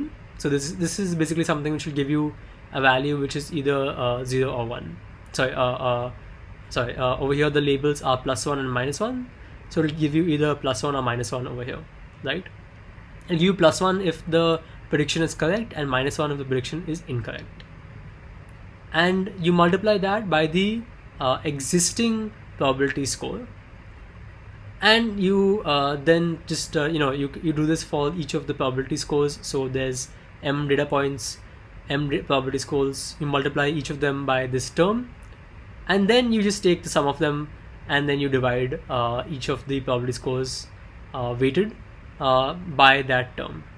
So basically that way you get the new value of your probability score, right? And this is basically going to only so this is going to only actually this is going what is this doing, right? This whole computation is going to upweigh the probability scores of those examples which have been incorrectly predicted by this classifier h of t, right? Whenever these two are different, right, then it will give -1, and so this is going to become a high positive value. It's going to be wt into some positive exponent value, so it's going to become a very large value, and so it's going to upweigh basically the probability score of that value, and therefore it's going to upweigh the cost that the next round, if the classifier incorrectly predicts that, it's going to pay a very high cost, right? So this is the idea of these probability scores d of t1. They are determining, okay, what is the cost going to be for misclassifying, for building a model which misclassifies a particular example, and it's like a vector. So for each one there's a different score. And the idea of AdaBoost is that you keep on focusing on the examples where you are making mistakes. If you continuously keep on making mistakes on the same example over the course of multiple rounds, that example is going to get a very, very, very high score, right? And the idea is that you have to bring down the total amount of error iteratively this way. So finally suppose you've done this whole process, you've completed t rounds, and you've gotten t versions of this classifier and t corresponding weights.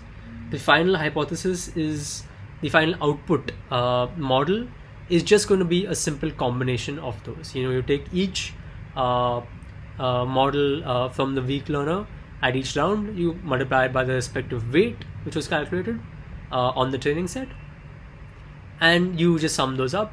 This will give you a value which you pass to the sign function. The sign function is just, if it's positive, it gives +1. If it's negative, it gives -1.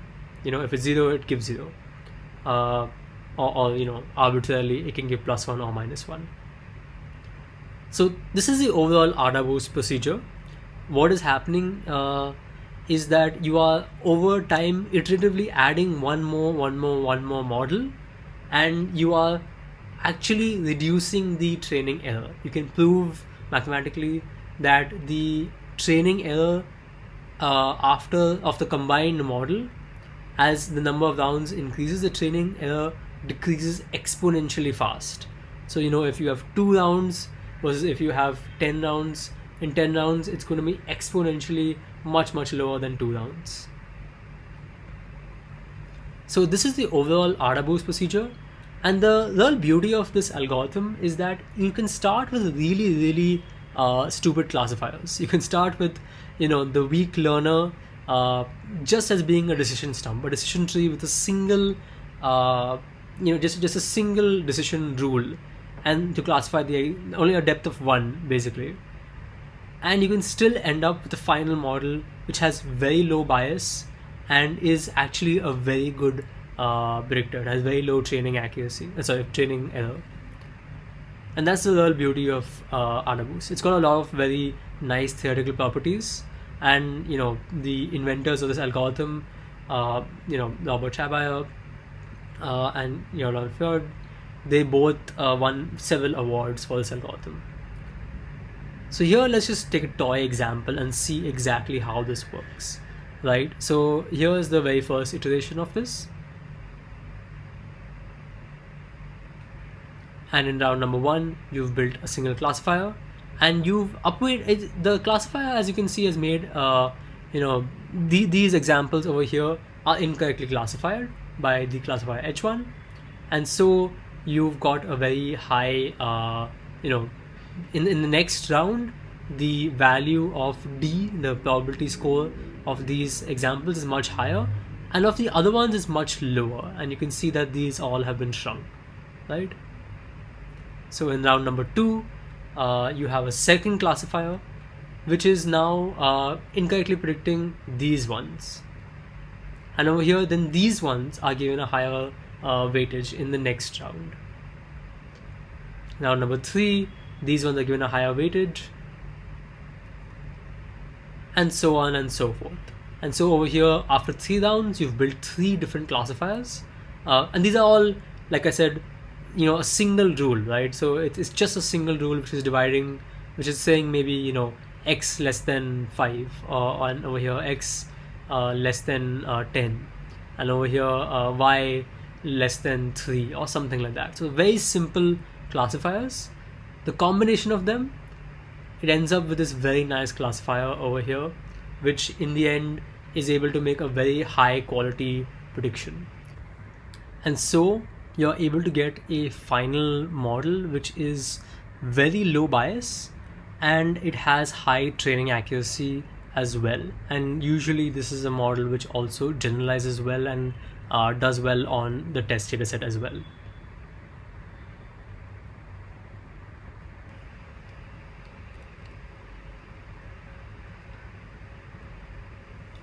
So now let's get on to a different way of doing the boosting procedure, and we'll talk about gradient boosting, which is an extension of the ADA boost algorithm in a way which might not seem very straightforward, because it uses gradient descent in a space of functions rather than doing it in a space of data as you're normally associated with in linear regression and logistic regression.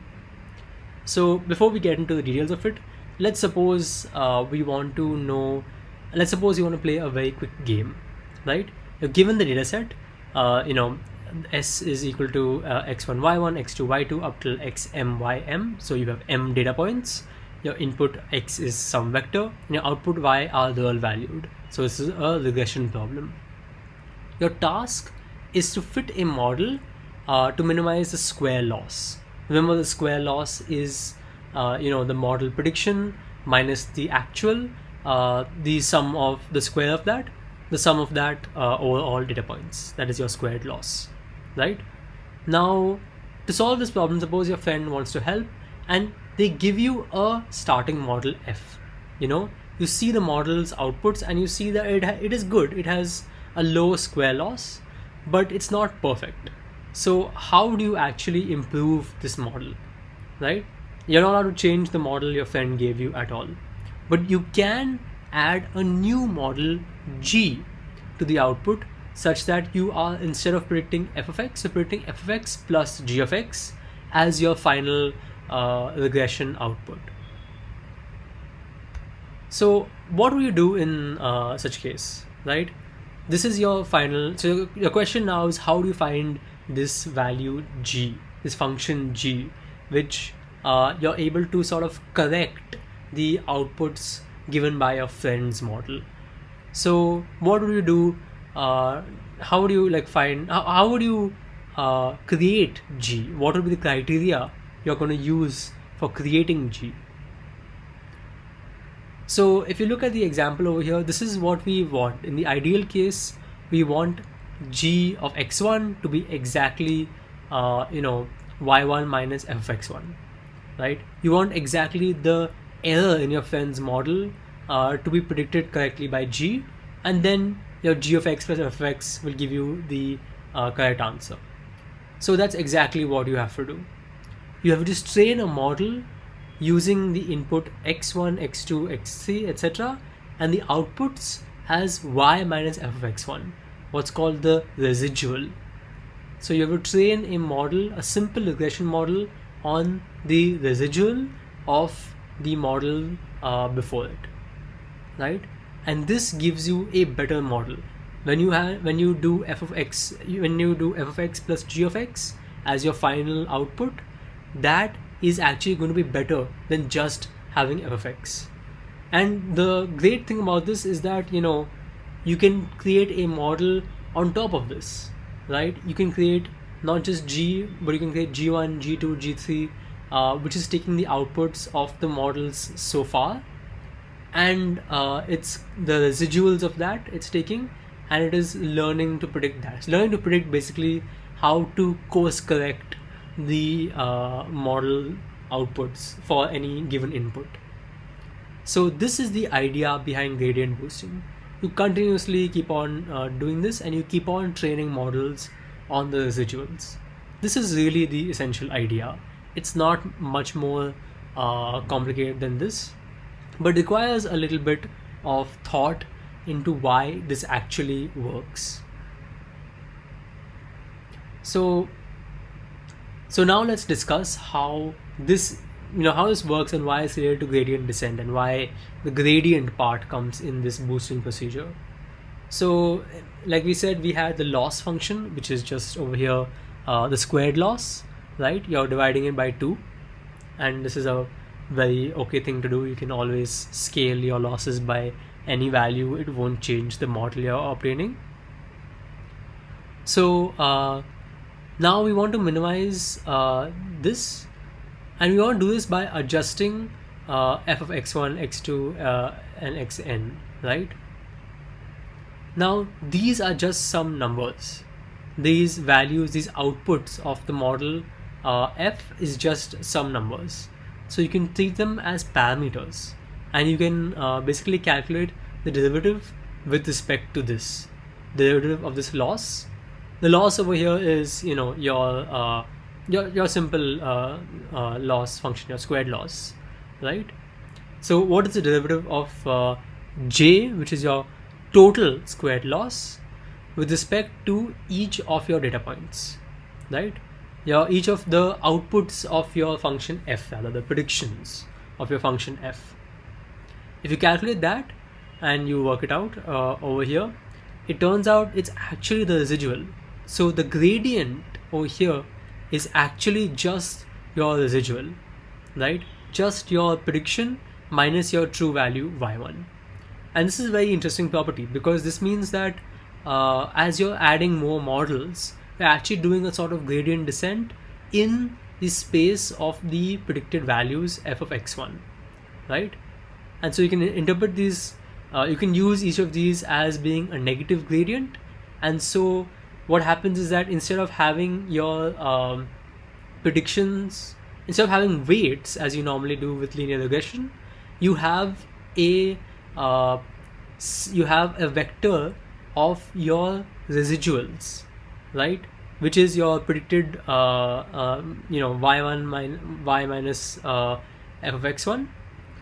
That vector becomes your sort of weights. And so with gradient descent, as you add one more model, that is basically equivalent to taking a step, you change your residuals which you're obtaining from the combined model f of x1 plus g of x1, f of x plus g1 of x plus g2 of x plus g3 of x. As you add more and more models that way, you are essentially changing the residuals, and you are doing gradient descent to update the residuals as if they were weights. And the reason for this is because for squared loss, the derivative is actually just a residual. The gradient is just a residual. So as you see over here, very similar to how you have your thetas, your weights, you're basically just doing a gradient descent on the residuals itself, right? So this is a very interesting way in which boosting using this simple rule is actually related to gradient descent. And this is, there's something called functional gradient descent, which is basically what is happening over here. You can go and look up functional gradient descent to really understand some of the mathematical concepts. But gradient boosting is a very powerful procedure. It's used a lot in very popular tools like LightGBM and XGBoost. So it is something that is very practical as well, in addition to AdaBoost. And so, in general, this is the overall procedure. As you see, you initialize it, just by using some. You can initialize the initial model to be whatever. This is, remember, the model given to you by your friend. So it doesn't have to be a very good model. You can just use, for example, for every input x, it just predicts the mean value of all the targets. If you just take the average value, it'll just predict that. So it's just a simple heuristic rule also will work. And then iteratively, you are computing this residual RIM for each of the I examples. M is the number of rounds over here. So for each of those, you're calculating the residual value of the gradient. The residual value is the gradient, sorry. And you're fitting a regression tree such that you are actually predicting the residuals. You're trying to predict the y minus f of x. You're trying to predict that value. You're trying to predict basically the error made by the model so far, right? That is what you're trying to predict. And then you, of course, add them together. Sorry. You add them together to get your final model. And you iteratively do this, so you create f of f0 of x plus f1 of x plus f2 of x, so on and so forth, up to fmx. So you'll create this sum of f of m models to be your final model, right? And then you use that as your regression output.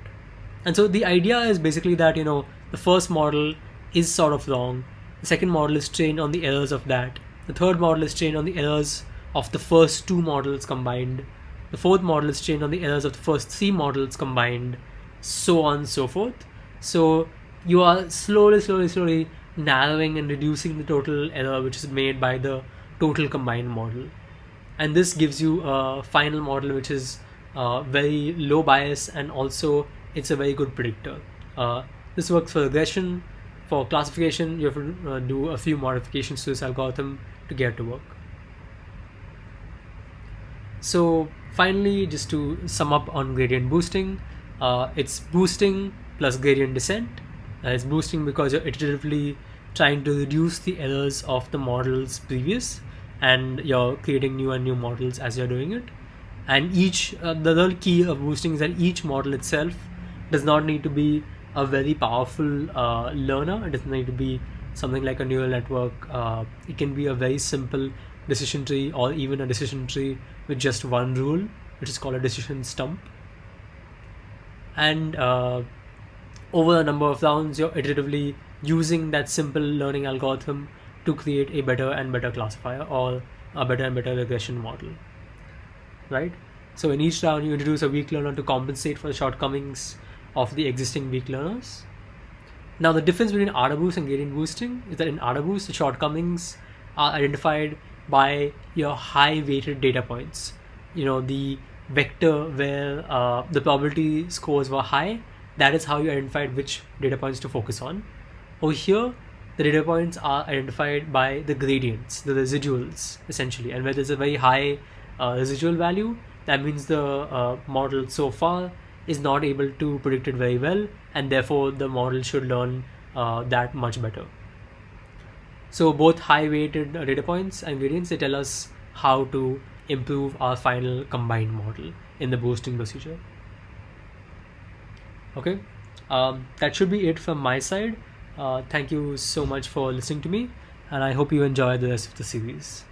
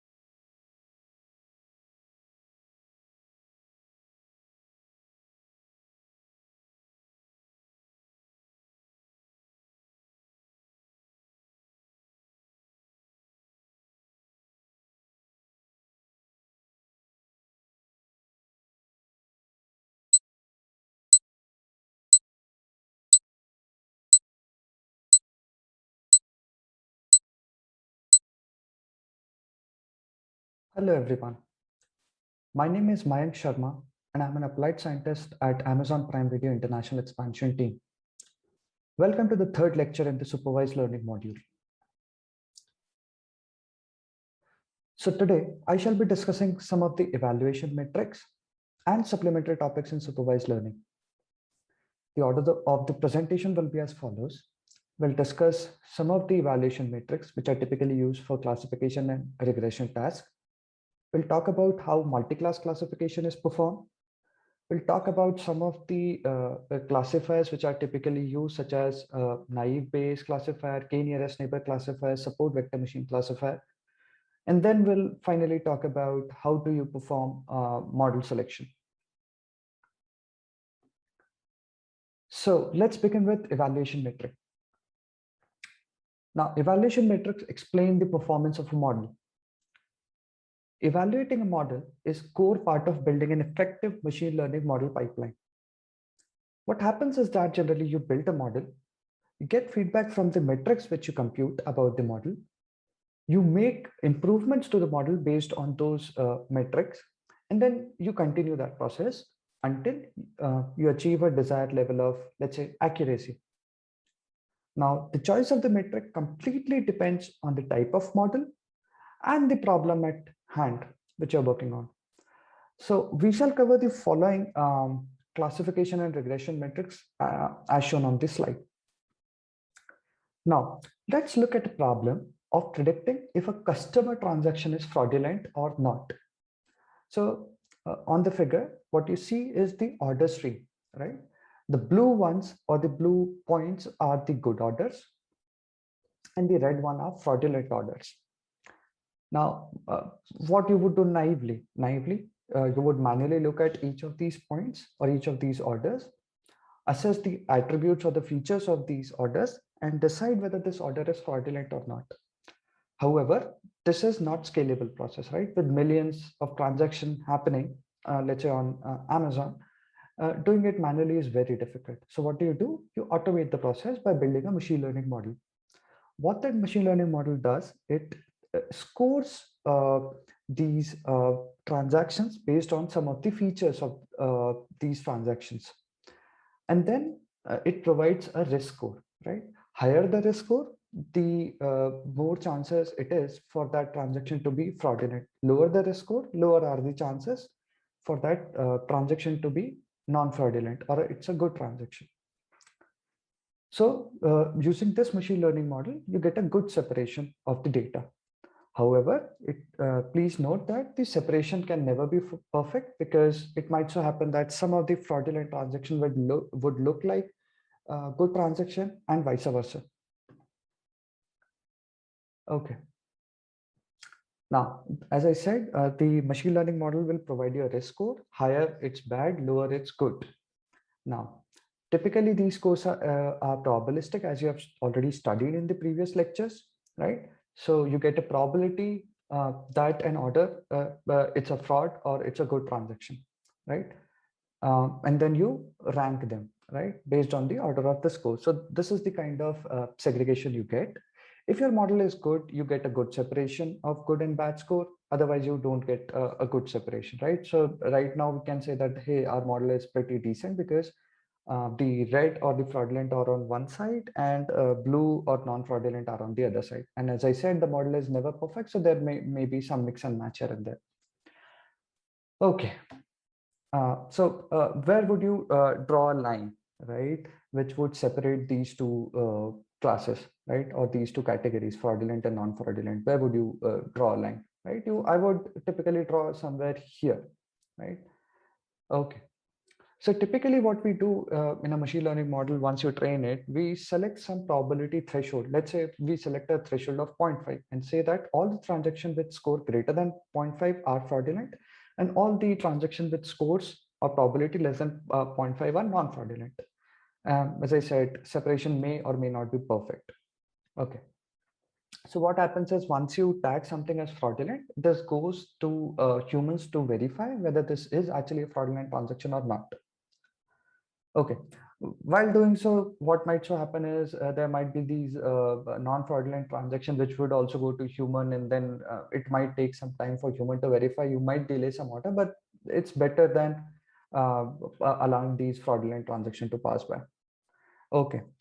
Now, what happens if you change the threshold, right? Let's say you change the, initially it was 0.5, now it's, let's say, 0.3, right? So what would happen here in this case is more and more transaction on the right side of this threshold would be marked as fraud, and more of them would go to humans, right? So the effort of humans in checking of these transactions would increase, right? Because more transactions are going to humans now, and will delay the orders. What would happen if you, let's say, select a threshold of 0.8 or 0.9, which is something like this, more towards the right side? What would happen in that case is lesser number of fraudulent transaction would go to humans, and more fraudulent transaction would pass through, right? And this would cost dearly for the company. You don't want that these fraudulent transaction to pass by, right? So it's pretty important to select the right threshold, which actually separates out the data in the best way, right? And how do you select this threshold is based again on the problem at hand and the metrics which you choose for that problem. So we'll now move towards explaining these metrics or these choices of metrics, right? So the first thing we'll talk about is a confusion matrix. A confusion matrix is an n by n matrix where n is the number of classes which are being predicted. Typically, it's basically a performance measurement for a classification algorithm where, as I said, it can be binary or a multi-class classification. So typically for a binary classification, on the left-hand side, you'll see an example, pictorial example. For, let's say, for each of the sample, you might have a true label, which is either 1 or a 0. So this is the true label. Similarly, based on the thresholding, the model would either predict 1 or a 0 for that given data point, right? So let's take this example. So there can be 4 possible cases, right? When the actual value is 1 and your predicted value is 1, it's known as true positive. So this example specifies this. So let's say a pregnant woman goes to a gynecologist, and gynecologist, after assessing the condition, says that the woman is pregnant. This is a true positive case. Let's talk about true negative case. If a male goes to a gynecologist and then the gynecologist says that you're not pregnant because it's unlikely for a male to get pregnant, and hence this is a true negative, right? Because the actual value is also 0, predicted value is also 0. What happens, let's say a male goes to a gynecologist and he says that, hey, you're pregnant. This is typically not possible, and hence this is false positive, because the model, which is the gynecologist, it's saying the male is pregnant, which is positive case, and it is wrong, and hence it is false positive. Similarly, you have false negative case, right? A woman goes to a gynecologist, she is actually pregnant, the true value is 1. However, the gynecologist says you are not pregnant. So this is false negative case, right? On the right hand side, this is a concise representation of the same figure. TP represent true positive, FP represent false positive, FN represent false negative, and TN represent false negatives. Okay, now consider the figure on the right hand side, right? So just consider this square for now, and this center line, right? Anything to the left of the center line is a positive example. True positive, the actual labels of these are 1. Anything on the right hand side, which is the light gray region, and this pink region, is basically all the examples with true label as 0, right? Let's consider 1 and 0 for now. Now consider a machine learning classification model with some threshold, right? So anything, this is what a machine learning model predicts. Anything inside this circle, the model predicts as 1. It may or may not be right, as you can see from the figure. Anything which is outside this circle, the model predicts as 0, right? Again, the model may or may not be perfectly correct. Okay. Okay, so anything which is inside this green semicircle indicates true positive. That is, the whatever the model has predicted as 1, and they are all the true. The actual label is also 1. The pink classes are the false positive cases. That is, model has predicted them to be 1. However, their actual label is 0, and hence these are false positive.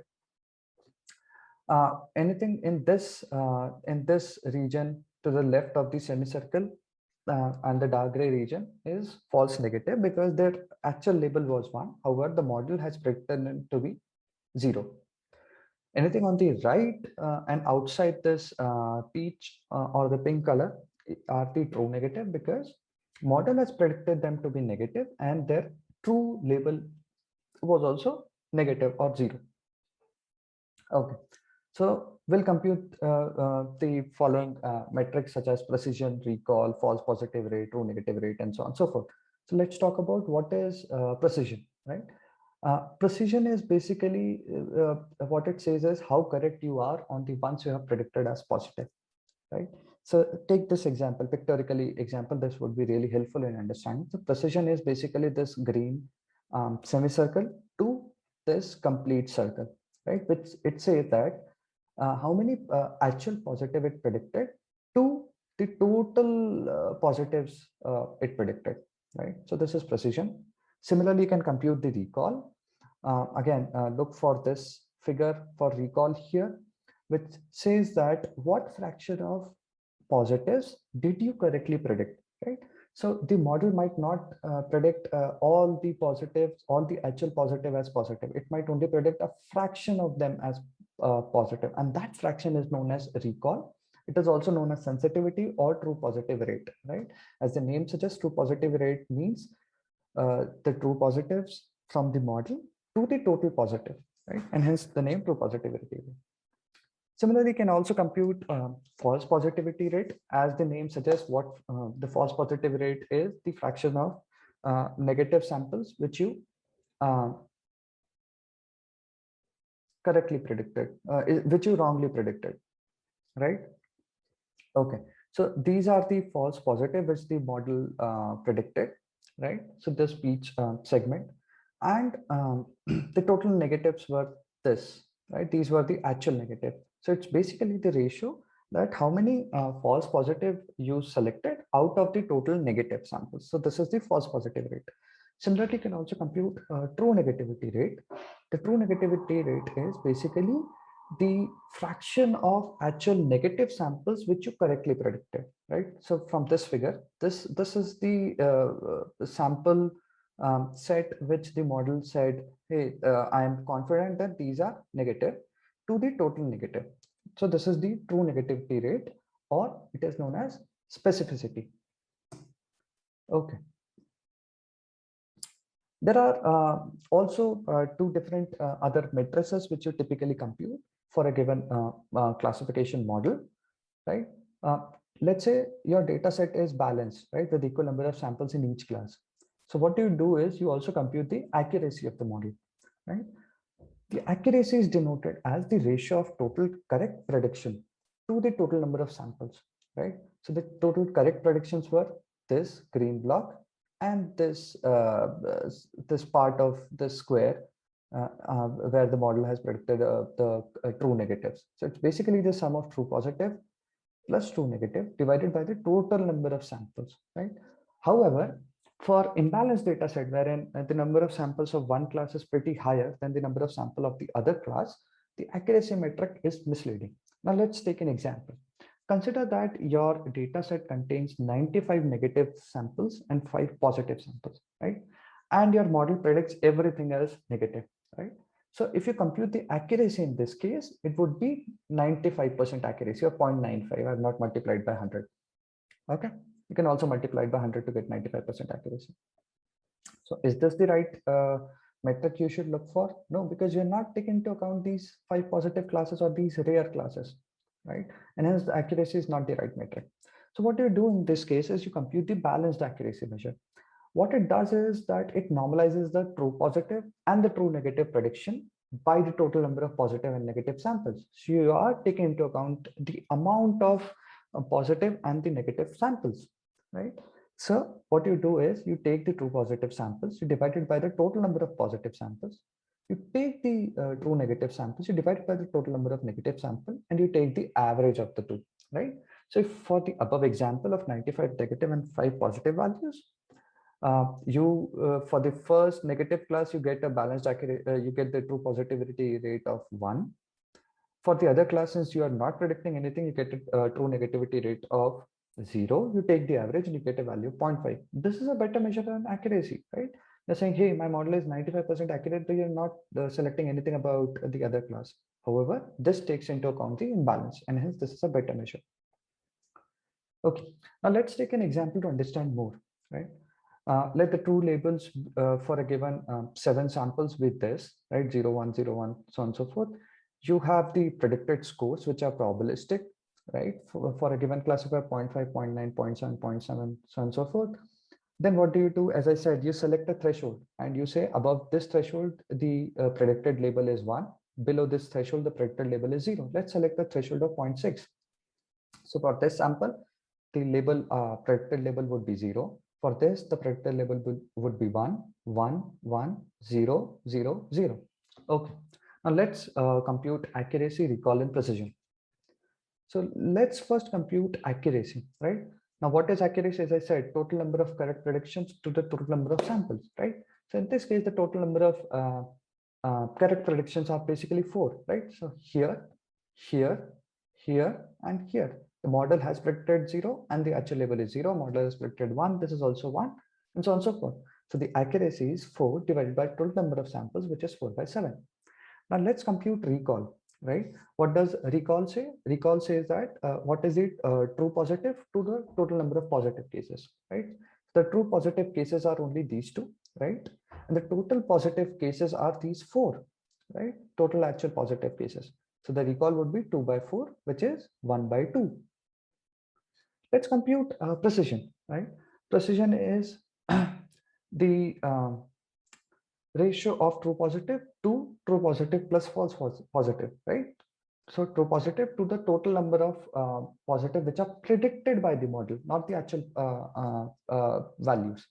So total true positive are 2, and this is 1 false positive, right? Because the model has predicted 1 and the actual number is 0, right? So in this case, the precision would be 2 by 3. These 2 divided by total number of true values which are predicted by the model, true positive plus false positive cases. Okay.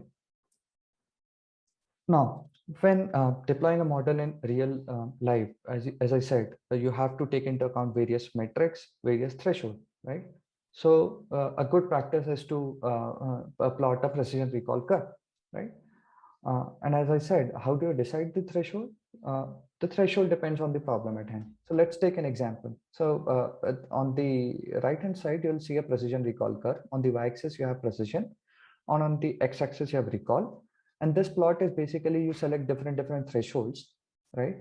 And for that threshold, you compute recall. Let's say compute precision and recall for threshold of 0.9, 0.8, 0.7, 0.6, 0.5, 0.4, 0.3, 0.2, 0.1, and 0, right? And you get a curve. So let's take the first example, right? Where let's take an example of movie recommendation in Prime Video, right? Okay. So you open a Prime Video page, you select that, hey, show me a movie based on, let's say, some genre X, right? The genre can be action, comedy, drama, and so on and so forth. Now, if you're, what you would ideally like, right? We would ideally like to recommend the correct genres of movies, right? Even though we may miss out on several movies of that same genre, right? You would want to show that, hey, these are the possible some subset of collection of the movies which belong to the same genre. You may or may not want to show all the movies in that genre to the user, right? So what does this mean is that you want high true positivity rate, right? Which implies you don't want to show movies of wrong genre, right? If you have selected comedy, right, you don't want to show an action movie to the user, right? And hence, which implies you need high precision here, right?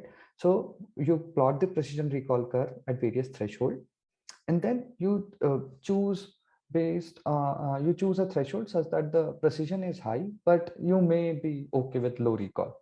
Okay, so this is the first case. Now, consider a rare event detection case, right? Such as, let's say, a cancer detection or a COVID detection, right? Now, You would ideally want that if a person has a disease, it should be caught during the test, right? You don't want that it should not be caught during the test, and that would have disaster consequences, right? So, which implies you're going with high recall value, right? So, which it says that whenever it exists, you should catch it, right? Which implies high recall, right? We may be okay with lower precision in this case, right? Because you can, if the even if you flag somebody as having cancer, you can go for another round of test, and then it would be um, nullified there, even if the person don't have a cancer. Okay. Now, there's another metric known as receiver operating characteristic curve, or ROC curve. And then I'll also talk about AUC. Now, the ROC curve is a graphical plot, right, as shown here, that illustrates the diagnostic ability of a binary classifier system uh, as you vary the threshold for that system, right? So, how this ROC curve is created? On the x-axis, you have a false positivity rate. On the y-axis, you have the true positivity rate. Okay.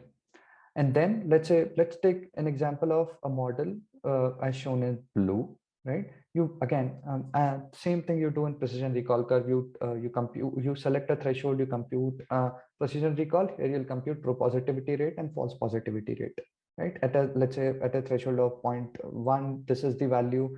At 0.2, this is the value. 0.6, this is the value. 0.7, this is the value. 0.8, this is the value. 0.9, this is the value, and so on and so forth, right? So as the threshold is varied, you compute true positivity rate and false positivity rate, and you plot it, right? Now, the best classifier ideally would be, you want a zero false positivity rate and a very high true positivity rate. So 0, 1 in this plot would be the perfect classifier. But generally this does not happen because of the variability in the data itself, right? The diagonal line divides the plane into two parts, right? This diagonal line is associated with a random classifier. Random means you toss a coin and then randomly provide the output for a given problem, right? So you'll get this line. Okay. Anything which is above this random classifier is good. And how let's consider these three models, right? So as I said, going this way is better, going this way is worse, because by going this way, you're going towards the perfect classifier, which has zero false positive rate, that is, does not make mistake and always predict something which is true, right? So you ideally would want to push this way. Now, out of these three, which one would be the best classifier, right? Let's say you have three different type of classifier, and these are the ROC curve for these three classifiers. So which would be the best? The blue one would be the best because it is more closer to the perfect classifier value. A bit of trivia about the name ROC, right? We talk about ROC and all, receiver operator characteristic. What does this name mean? So the ROC curve was first used during the World War II, and it was used for the analysis of radar signal. Now, why it was used? Following the attack on Pearl Harbor in 1941 by Japanese army, the US army wanted to know the prediction, how good the prediction is to detect the Japanese aircraft from their radar signal. And for this purpose, they measured the ability of the radar receiver operator to make these distinction, and hence the name receiver operating characteristic. It comes from radar receiver operating radar receiver operator. Okay. We can also compute the area under this curve, right? So as I said, the more you go here, the area under this curve, which is denoted by this, right? Which is denoted by this, increases. This area increases as you move towards this direction, right? So you can also compute the area under the curve, right? The more the area, the better the classifier, right? It can be understood as the probability that the model ranks a random positive example more highly than a random negative example, right? The perfect AUC is one, which would be here. This would be the perfect classifier. the random AUC is 0.5, which would be the area under this random classifier curve. You can compute the area is half into base into height. Half base is 1, height is 1, so and hence the random AUC is 0.5. The advantage of AUC is that it's scale invariant and classifier threshold invariant, right? Because you compute the AUC across all the thresholds. So consider the problem of classifying a mail as spam versus no spam, right? Assume that the emails are ranked by the classifier risk score, right? On the left is high scoring mails, which should be classified as a spam mail, and on the right are the low risk or low probability mails, which should be classified as no spam, right? And here is the ROC curve, which is again the plot of true positivity rate to false positivity rate, right? You plot the ROC curve as mentioned before by plotting the TPR and FPR at various threshold, right? Now, how do you select the best threshold, right? Or the best threshold below which you would mark as below which you'll mark as spam, and below which you'll mark as non-spam, and above which you mark as spam, right? So what you do is you look at this ROC curve. You typically look for the knee point, right? And that knee point is basically saying that, hey, at this knee point, your false positivity rate is low, but your true positivity rate is high, which implies you would mark the true spam as spam, and you'll mark the true non-spam as non-spam. There might be 10 to 15% for false flagging, which is okay for me, depending on my problem, right? So this is known as the operational point. It is the point at which the TPR minus FPR is maximum. Okay. Now, after talking about all these metrics, we'll talk about multi-class classification, right? Till now, we have only discussed binary classification. However, in the real world, the data is multi-class. So let's take an example of an image classification task. Let's say you have to classify this image to the model. Now, this image could be of a dog, it could be of a cat, it could be of a bus, car, human, traffic signal, and so on and so forth. There can be multiple categories. For ImageNet dataset, you have close to 1,000 categories, and for other, you have even 10,000 categories, right? So for such cases, we need to expand our capability of a binary classification to a multi-class setting, right? So there are two generally used scenarios for multi-class classification. Number one is one versus the rest, right? So in this case, let's consider this figure. There are three different samples of three different classes. One is of a triangle, one is of a square, one is of a cross, right? So what does your intuition say? You convert this into binary classification problem, three binary classification problem. The number one problem would be considering this as positive example, triangle as positive, and the remaining two as negative sample. You have one binary classification problem. You have another binary classification problem by considering these squares as positive and these as negative class, right? And you have a third binary classification problem by considering this as a positive class and these two as negative class, right? Then you train three different models, right? You'll get three different lines. If you get during test time, once you get a sample, you pass the sample through all the three model and select the model, select the class for which the value is most positive, right? So let's say a sample during test time comes here. You compute the prediction value for this model, it comes out to be negative. For this model, it comes out to be positive, and for this model, it comes out to be negative. And hence you'll say, hey, my new sample belongs to class number this, the square class, right? Similarly, or we can use a softmax based classifier, which is another way of converting, another way of multi-class classification, right? Now, recall that in your previous modules, you might have studied about logistic function that computes the value between 0 and 1, right? For example, a logistic regression output of 0.8 from an email classifier suggests that there is an 80% chance of that email to be spam and 20% chance that it is not a spam or a good mail, right? And the sum of the probabilities is 1, right? So in a multi-class softmax classifier, what you do is you for all the possible classes, let's say there are k classes, capital K classes. For each of the classes, you get a probability, and these probabilities sum to 1, right? And this probability for a given sample to be of the class K, small k, right? Let's say this is the image of a dog, and the probability that it belongs to a dog is given by e to the power wk xi, where xi are the features, wk is the weight vector associated with that class, and you normalize it across all the different classes, right? Let's take this example. Let's pass this to a softmax classifier. The softmax classifier will give you probabilities that it belongs to dog with probability 0.8, muffin with 0.1, cat with 0.05, and bird with 0.05, right? So there's w k means you'll have a wk for w for dog, you'll have a w, different w for muffin, different w for cat, and different w for bird. Okay. Till now, we have talked about classification metrics. Let's talk in brief about regression metrics as well. Consider n blue data points. These are your data points, right? Fx be the line that fits the data. It might so happen the best line may not pass through any data point. Now, consider this data point. The error is determined by yi minus f of xi. So this distance is the error, right?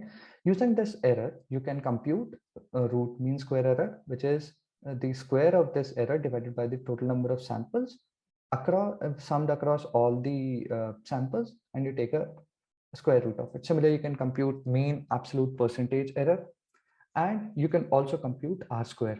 R square is basically the coefficient of determination. It provides a measure of how well observed outcomes are replicated by the model, or more simply, it evaluates the scatter of the data around the fitted regression line, right?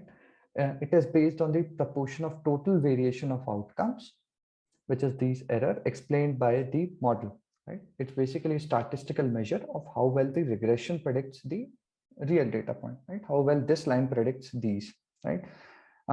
So the formula is given by this. So y minus f of xi is basically the square of the error.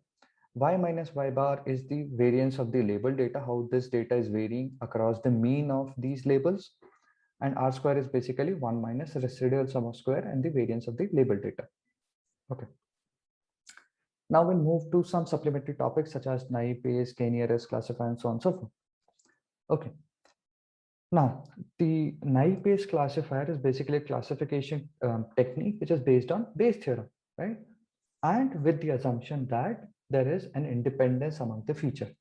So if I talk in more simpler terms, a naive Bayes classifier assumes that the presence of a particular feature in a class is unrelated to presence of any other feature, right? So that means the features are independent given the class. Let's take an example. Let's consider a fruit, right? A fruit may, let's say the fruit is apple. Now that fruit will be considered as an apple if it is red, it is round, and it's about, let's say, 3 to 4 inches in diameter, right? Now, even though these features, without knowing that this is an apple, these features might be related, right? But if you know these features, if you know that it is an apple, right? So these features become independent of each other, right? So this is the naive assumption which you're making, right?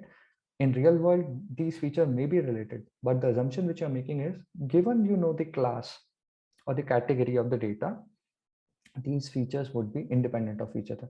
So this is what it says. The class probability, the model computes the probability that this point xi has the class yi, which can be computed using the Bayes theorem as p of yi into p of xi given yi. P of yi you can compute from the data, and this p of xi given yi, now xi is an apple. An apple consists of, let's say, 3 features, right? As I said, red, round, and the diameter, right?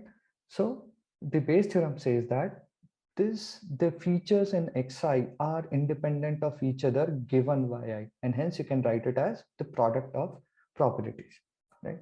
So in naive Bayes classifier, there is no training as such, right? So there is a learning which simply involves computing the class conditional probabilities from the training data itself. You have to compute this value from the training data, right? Now the advantage is that the learning is straightforward. It's really fast during learning as well as prediction time, because there's no training involved, right? Just you need to compute these tables from the training data, right? So if you have 10 features and 2 classes, it would be a 10 cross 2 matrix. You need to just compute this 10 cross 2 matrix from the data itself. Now, as I said, there are cons to this as well, because it's naive. So the class conditional independence might not always hold. The smoothing might be required for sparse features, right? Now let's move to k-nearest neighbor classifier, right? The k-nearest neighbor assume that similar thing exists in close proximity with each other, right? So let's take this example. There are 2 classes. The samples of class 1 are close to each other, and sample of class 2 are close to each other, but the samples of which are not, which are of different classes are far apart. So this and these are far apart, whereas this and this are close. Okay, so how do you compute when a new point comes, right? Let's say this cross is the new point during test time. What you do is you look in some local neighborhood of that point. Let's say you find that in this local neighborhood there are 6 or 7 points, and all the labels of those 6 and 7 points are blue, and hence this new point would be labeled as blue, right? It can also be used for regression. So instead of classifying this point, you compute the average of this point, and this would be the regression value for this new point. The nearest neighbor may be calculated using KD tree and probability semantic hashing. Okay. Now there is an effect of the neighborhood size, right? This neighborhood size can be this big, it can be this big, it can be this big, right? And hence uh, the boundary or the separating boundary which you get from the k-nearest classifier varies, right? If the k is very small, you get jagged boundaries, very jagged boundaries. You can see pockets and all. So it is a nonlinear classifier, but if the k is very small, the boundaries you get is very jagged. However, if you take a huge neighborhood, so you sort of average out the variations, right? And hence you get a smoother boundary between the two classes. Okay. However, k-nearest neighbor suffers from the phenomenon known as curse of dimensionality. Now, um, what it says is, as we move to higher and higher dimension, the data fills less and less space of that dimension, right? And hence, in order to maintain an accurate representation of that problem, you need more and more samples. So the number of samples have to grow exponentially. So this is the curse of dimensionality, right? So let's take this example, right? Um, so if you're able to see the screen properly, let's say you sample 10 to 15 points or 20 points uniformly in the range 0 to 20 in one dimension, right? And consider these 5 regions of length uh, uh, 5, these 4 regions of length 5 each, right? So to have these 20 samples, you just need 4 regions. You have 4 regions, right? Uh, but if you move to 2D and you randomly sample from 20, uniformly randomly sample from 20 cross 20 grid, and let's say 15 to 20 samples, you see there are 16 regions, right? And a majority of the regions are empty, right? Similarly, if you go to 3 dimension, you'll have 64 regions, right, for 20 samples. So a majority of those 64 blocks would be empty, right? This is what this right figure is trying to say, that as you go to higher and higher dimension, the number of samples in each of those cubic region, right, which is in this example 5 cross 5 cross 5 for 3 dimension decreases, right? Okay. There is another problem associated with curse of dimensionality, right? Let's consider a fixed number of random points are generated from a uniform distribution in D dimension, where D can be 1, 2, 4, and up to 128, right? What we do is we compute the pairwise distances across all these random points. Let's say we have k random points, you compute k square distances. and then you normalize them by the maximum distance. What you do here is then you plot, right, the frequency of the distances, right? Since the distances are normalized, so the value will lie between 0 and 1. And on the x-axis, you compute the frequency of those distances, right? What's the number of samples which go in the range between 0 to 2? It's close to 1, so on and so forth. So most of the there are multiple samples in the range 0 to 2, 0.2 to 4, and 0.8 to 1. Now, but as the number of dimension increases, right, we see that the spread decreases, right, as the number of dimension increases, right, which implies that more and more samples have similar distances, have same distances, right? Let's say here in 128 dimension, this is peaked at 0.6. So what you can conclude is more and more samples have a distance of 0.6. Any pair you choose, and that pair would have a distance of 0.6. Now, as explained before, k nearest neighbor works on the distances, right, on the neighborhood. Now, if all the distances are approximately equal to 0.6, right, k nearest neighbor would fail, right, and hence it is good to work in for k nearest neighbor to work in low dimension spaces. We can also talk about support vector machine kind of classifier, right? So let's take an example, right? So this is the samples of positive class. This is the sample of negative class, right? You have 3 different options to choose, right? This is the red line, green line, and blue line. What do you think is the best line, right? The blue line is a decent classifier because it separates the two. The green line is also a decent classifier because it separates the two.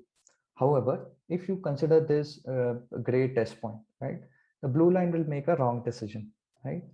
But just on visual inspection, you'll see that this belongs to the positive class, right? So the green one actually classifies them the best. Right? Now, the interesting feature which I've not mentioned is the gray dotted line, right? These lines represent no man's land in which no observation should fall, right?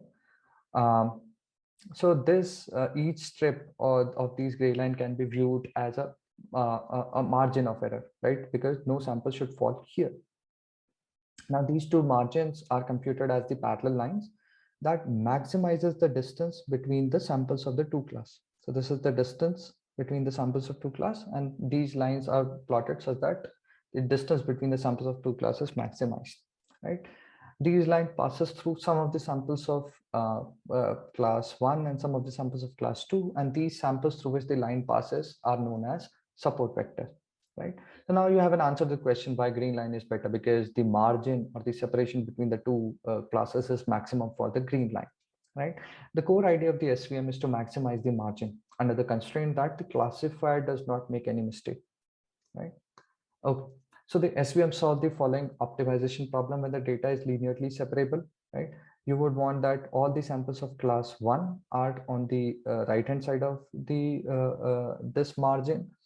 All the samples of class -1 are on the left hand side of this this gray line, right? Which is equivalent to saying y w transpose xi plus b is greater than 1, and the margin is denoted by 1 by norm of w square. So what you would want is to maximize the margin, right? To maximize this inverse function is equivalent to minimizing the opposite of this, which is minimizing half norm w square under the constraint that the samples of class 1 should be above this, the samples of class -1 should be below this, right? And hence you get w transpose xi plus b equal to 0 once you solve this problem as the model, SVM model. However, there are cases when the data set is not linearly separable. In such cases, to obtain a linear classifier, barring few errors, you use a slack variable. Let's take this example, right? So these 2 points make the data set not linearly separable. However, you can make them linearly separable by pushing these here and pushing these here. And this is what slack variable does. It pushes these points out of this margin area, right? And hence you get an optimization problem of this sort. Not going into detail here, There is another case, right? Till now, we have only talked about linear classifier, right? Even after adding slack variables, you'll still get a linear classifier, but there are cases when this might not hold. And in fact, in most of the cases, this does not hold, right? Consider this case, right? You have two concentric circle, one here of class one here of class -1. There is no line you can make which would separate the two. However, you can do something clever, right?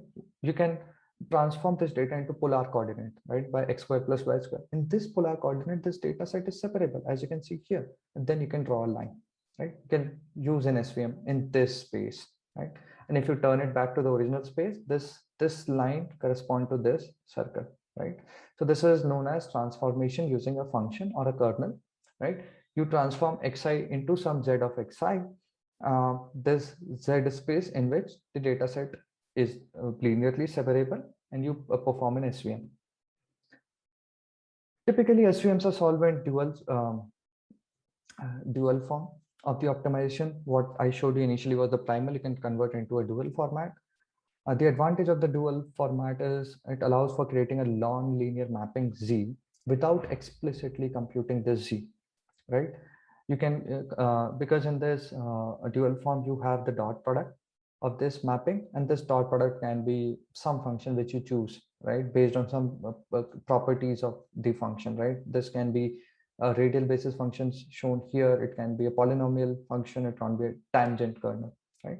So this is an example. Consider this 2 moons data set, right? This is not a linearly separable data set, as you can see. If you use nearest neighbor with some neighborhood value of k, you would get this kind of a classifier, and you get close to 97% accuracy. If you choose a linear SVM, you only get 88% accuracy.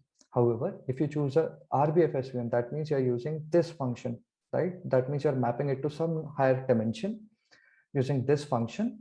You get this kind of classifier and you get 97% accuracy. Okay. Lastly, we'll talk about model selection. Till now, we have only discussed evaluation metrics and some classifiers. Now, right? For a given problem, you typically have to train several models and then select the best model. Now, for each model, you also have several knobs to tune, right? Now, we'll now talk about how to select these best model type out of all the models which you have trained for a problem across various settings of these knobs, right? And this is known as model selection. Now, typically, you for a given problem, you train several different models and select. You want to select based on some metric, right? And here we provide a paradigm for proper model selection, right? Uh, Typically, you get your data is shown here, all the data. What generally people do is you train on this data only and test on this data. This is incorrect. Ideally, what you should do is you should keep a part of training data separate, call it as training data, keep the part of all data separate from the training data and call it test data, right? And then you should train here and then test your model here. Typically, different classifier, as I said, have different hyperparameter or knobs you can tune, right? Let's say for linear model, you have regularization coefficient. For SVM, you have C, gamma, and other coefficient. For random forest, you have number of trees, depth, leaf size, and so on and so forth, right? So let's say we have decided on a metric, right? That metric is accuracy, right? And then what you want to do is select the best possible value of the knob or the hyperparameter for that decision tree, for which you get the optimal performance on the test set. So what do you do is you consider the train and test set of the data. You consider, let's say you have, for example, you consider only the depth of the tree, right? You build a decision tree with the maximum depth, compute the train and test accuracy, then you choose this depth 1, depth 2, depth 3, depth 4, so on and so forth. You compute the train and test accuracy, right? So you'll get a plot something like this, right? For a single test train partition, right? For one depth, the accuracy is 0.6. For 4 depth, it's 0.9, and so on and so forth, right? And after this, the accuracy does not change much.